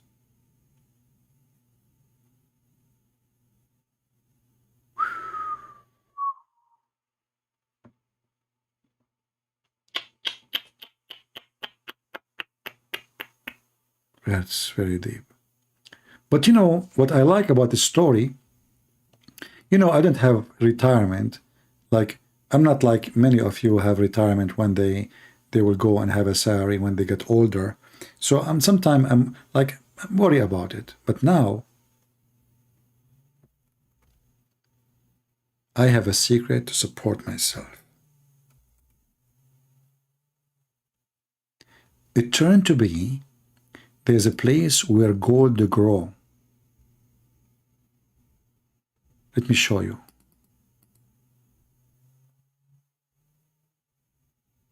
Where the gold grow? Hold on. I'm searching in the page for, okay, gold, golden chair. Ah, here we go. Ali ibn Ibrahim have narrated that when the wind raised the throne of Ibrahim, here they want to say Sulaiman, not Ibrahim. By mistake, they said Ibrahim. And reached the field of the ants, where silver and gold come out.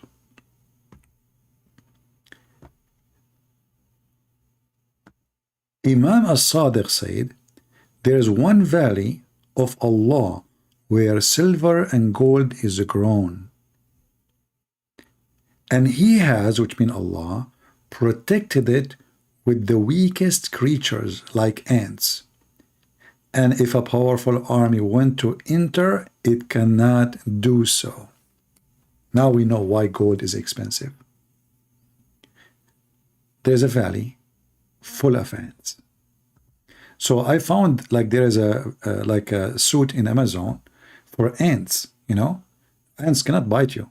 They can't do anything, even if there's a billion of them. All right. So I will buy this suit. It costs like $100. And that's it. I got my retirement. One day when I get old, I have no money, you know, and too old to be able to produce. I will go, and I will go next week maybe. And now all what I need to do is just find where that valley is. I cannot share this information with you, please, because as you know, I mean, this is private. Somebody saying to me, take my call. Well, I don't see your call. Well, what's your name? Are you the same guy I hang up on him? If you are the same kid, that's it. We give you your time. You're just a kid. So guys, do you see how beautiful the religion of Allah? Isn't it amazing? Who can come with such stories like the Muslims? Flying carpet, the valley of the ants. Allah is quoting you see, in the Quran, Allah is not even making Quran. The ant, she said. So who's making Quran? The ant.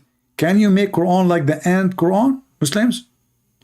Who can make Quran like the ant Quran? None of you. Allah just making comment. This is a commentary book. This is not made by Allah. The ant, she said, Sulaiman said. The bird, he said. The chicken, he said. Sulaiman answered. Afrit, he said. Sulaiman said.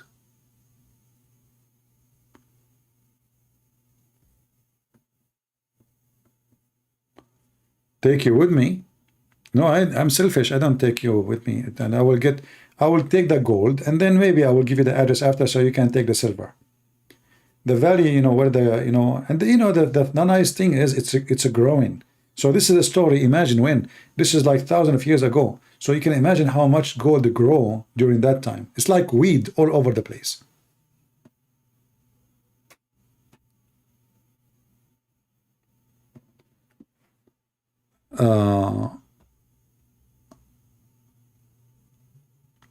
I am not a Muslim. Okay. Why are hadith important? You claimed without it the Quran is empty. Can anyone explain? Yeah, because most of the Islamic rules is not in the Quran. Even their prayer, like the Quran says you pray 3 times. The hadith says you pray 5 times. So which one we take?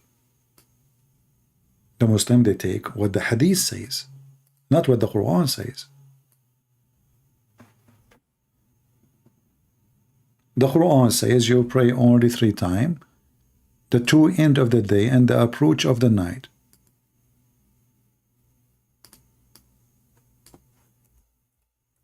What the Muslim do? They take the hadith.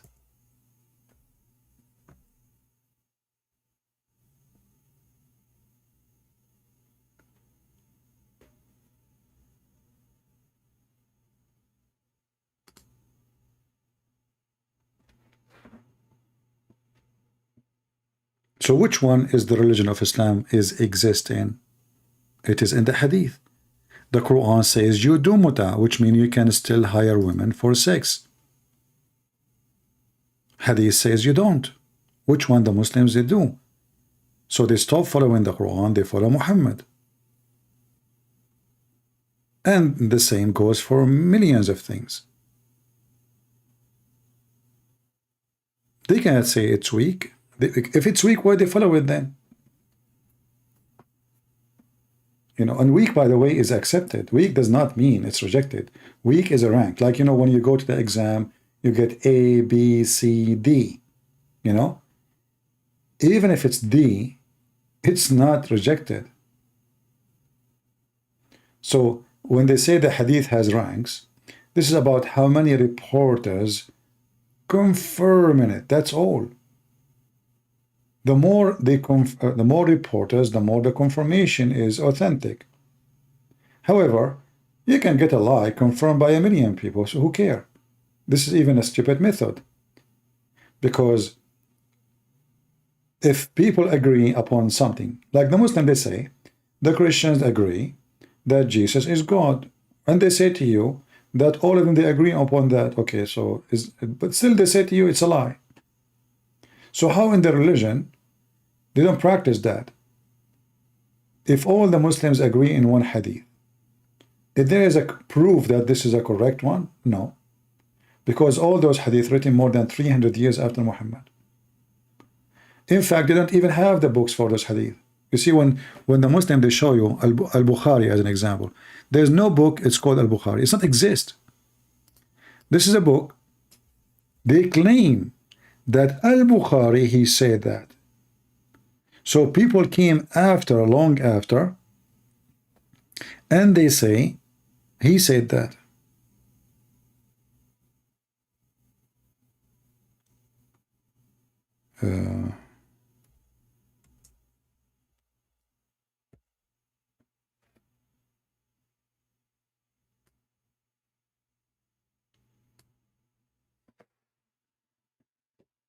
Do we have any Muhammadan?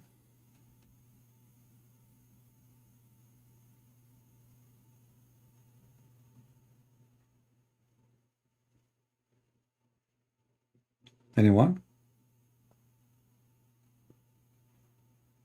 Muhammad is a mentally ill man. I mean, look, even when he go around the Kaaba, look what he do. You know, like, what is that? What is this? And what is the point of going around the Kaaba like this? And what exactly you accomplish? This is how the Arab used to do, worshiping stones. They used to go around the stones 7 times. Muhammad, he does the same.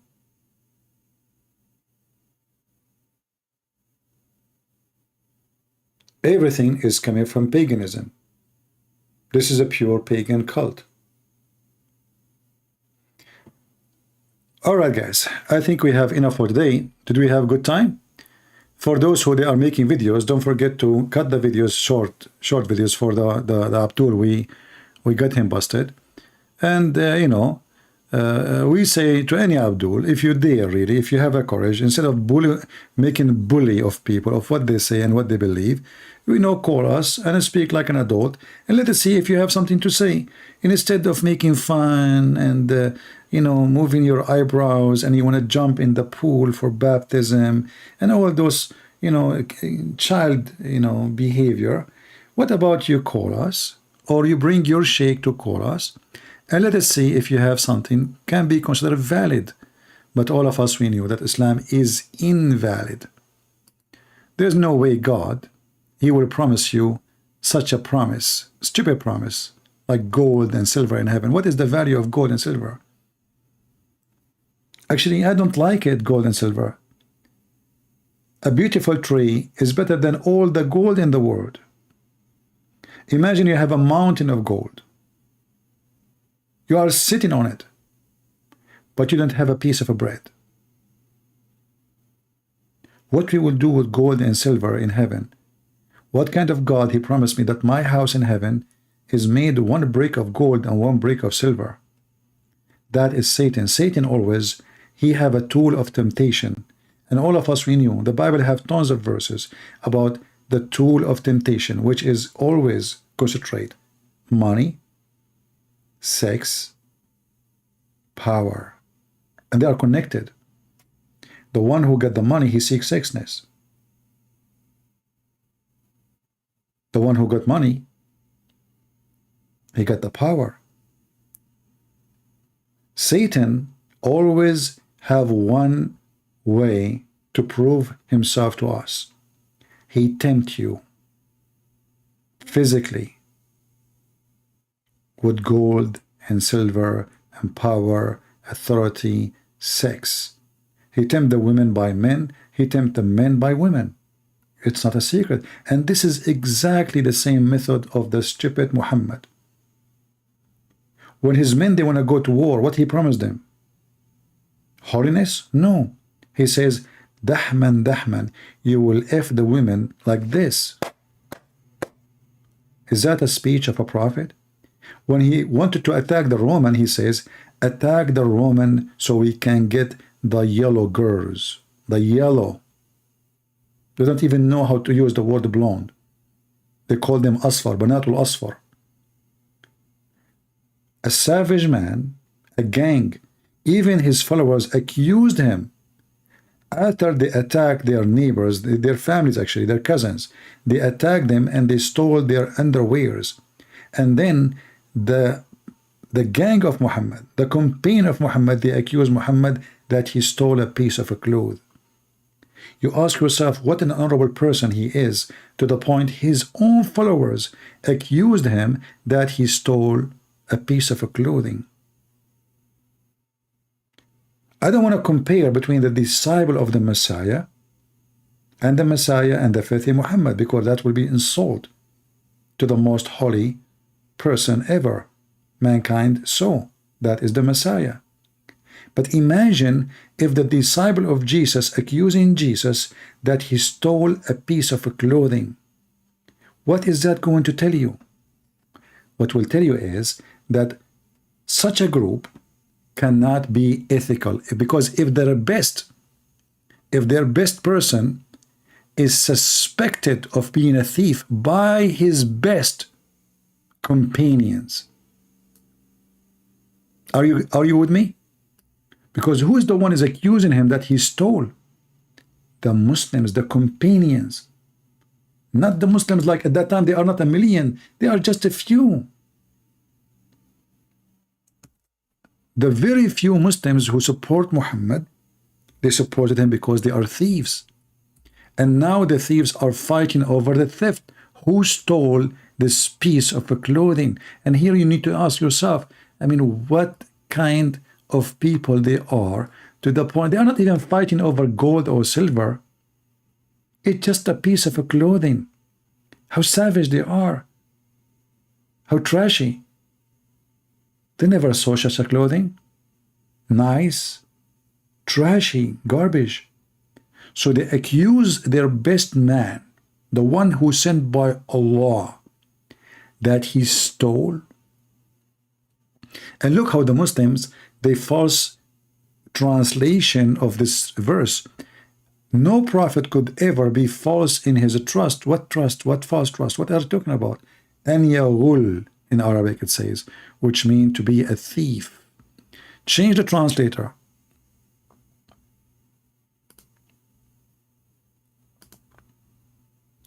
Never take a Muslim translation. Muslim translation is just a fraud.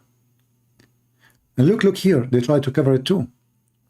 It is not of any prophet to take illegally a part of the booty. Look, see, they are trying to cover it. They don't say it's not for a prophet to be a thief. What take illegally? I mean, it's a booty anyway, which means it's a theft. They stole it from their neighbors, and now they are fighting about what they stole. And actually, this verse proved to us that Muhammad and his God both are liars. Why? Because if they accuse Muhammad that he stole a piece of clothing, what about Allah? He tell us who is the one who took it, and that will solve the problem. Which means this verse confirmed that the one who took it is Muhammad.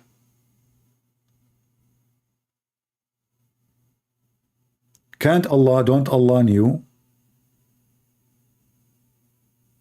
who took it? Instead of saying it's not Muhammad who took it, tell us who took it. And that will be really good. I mean, Allah supposedly is a God, and he can see everything. And now this is the time you can show us that you know everything.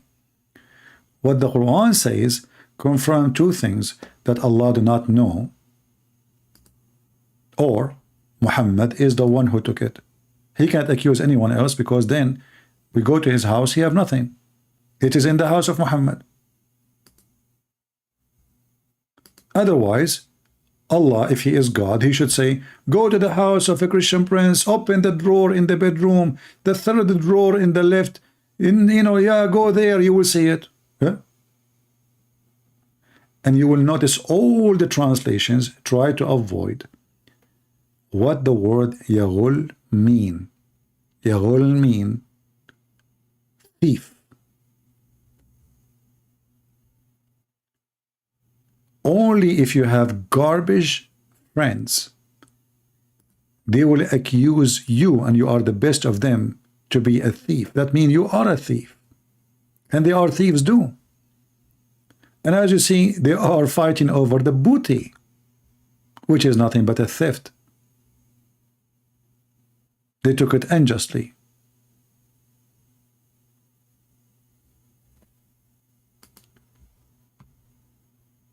You know, in the Middle East we say, tell me who is your friends, I will tell you who you are. You want to know somebody, see who goes out with who. What kind of people he associate with. If they are drug dealers, he will be a drug dealer. If they are gays and lesbian, he will be like them. If they are, preachers, he will be a preacher. I mean, why he associate with them? If they are dancers, he will be like dancing, obviously. So tell me who is your friends, I will tell you who you are. And let us look at the friends of Muhammad and the friends of the Messiah, if we can call them friends. And they will see, we cannot even see, we cannot say even the word different. Different mean nothing, actually. The compare here is hilarious. And right away you will find that Muhammad is nothing but the biggest scam ever come to this earth. And those people, they are not only deceived, they are lying to themselves. All what they need to do, just open your books for 5 minutes, read your book, and you will see that your prophet is nothing but a scumbag. I mean, name one thing about this man is not evil and ugly. Sex with his children, sex with his own son wife, sex with the maid when the wife she was away. And there's nowhere in the Quran giving him license to have sex with the maid. The Quran gives him approval to rape women who they are captive of war. Fighting over the booties, accused of theft. Telling his son to keep his wife when he just came from the house, flirting with the wife. If his eyes fall into a woman, her husband must divorce her so the prophet can F her. All those description and many more is in the Quran. The best of the booty have to go to Muhammad. The fifth of the booty have to go to Muhammad. Muhammad do not need to pay dowry if you want to sleep with the women. It's for free. Muhammad, no woman can after him sleep with other man. It's he own her. Muslim woman, she can, if her husband pass away, she can go and marry. No, Muhammad, he own you until you die. He is above even his own religion. Muhammad have his own rules, which is no rules. All the Muslims have rules. Muslim can have 4 wives. Muhammad, there's no limit. Muslim have to pay dowry if they want to rent a woman for sex. Muhammad, he take it for free. A Muslim is not allowed to go to the house of somebody and if he like her, take the wife. Muhammad, he can. And the man should give his wife immediately, as we showed you in Al-Qurtubi, the privilege number 10th. So always cult leaders, they share one thing. They want your money, your wife, and to be their slave. And that is exactly who is Muhammad. He used the name of his God to control them, but he is their God. Allah is just a tool to fool the Abdul. Thank you all for being here. May the Lord bless you. This is your brother Christian Prince was serving you humbly for today. Don't forget to download the videos because soon I'm going to do a cleaning to my channel so we can keep it clean from the name of Muhammad. Take care.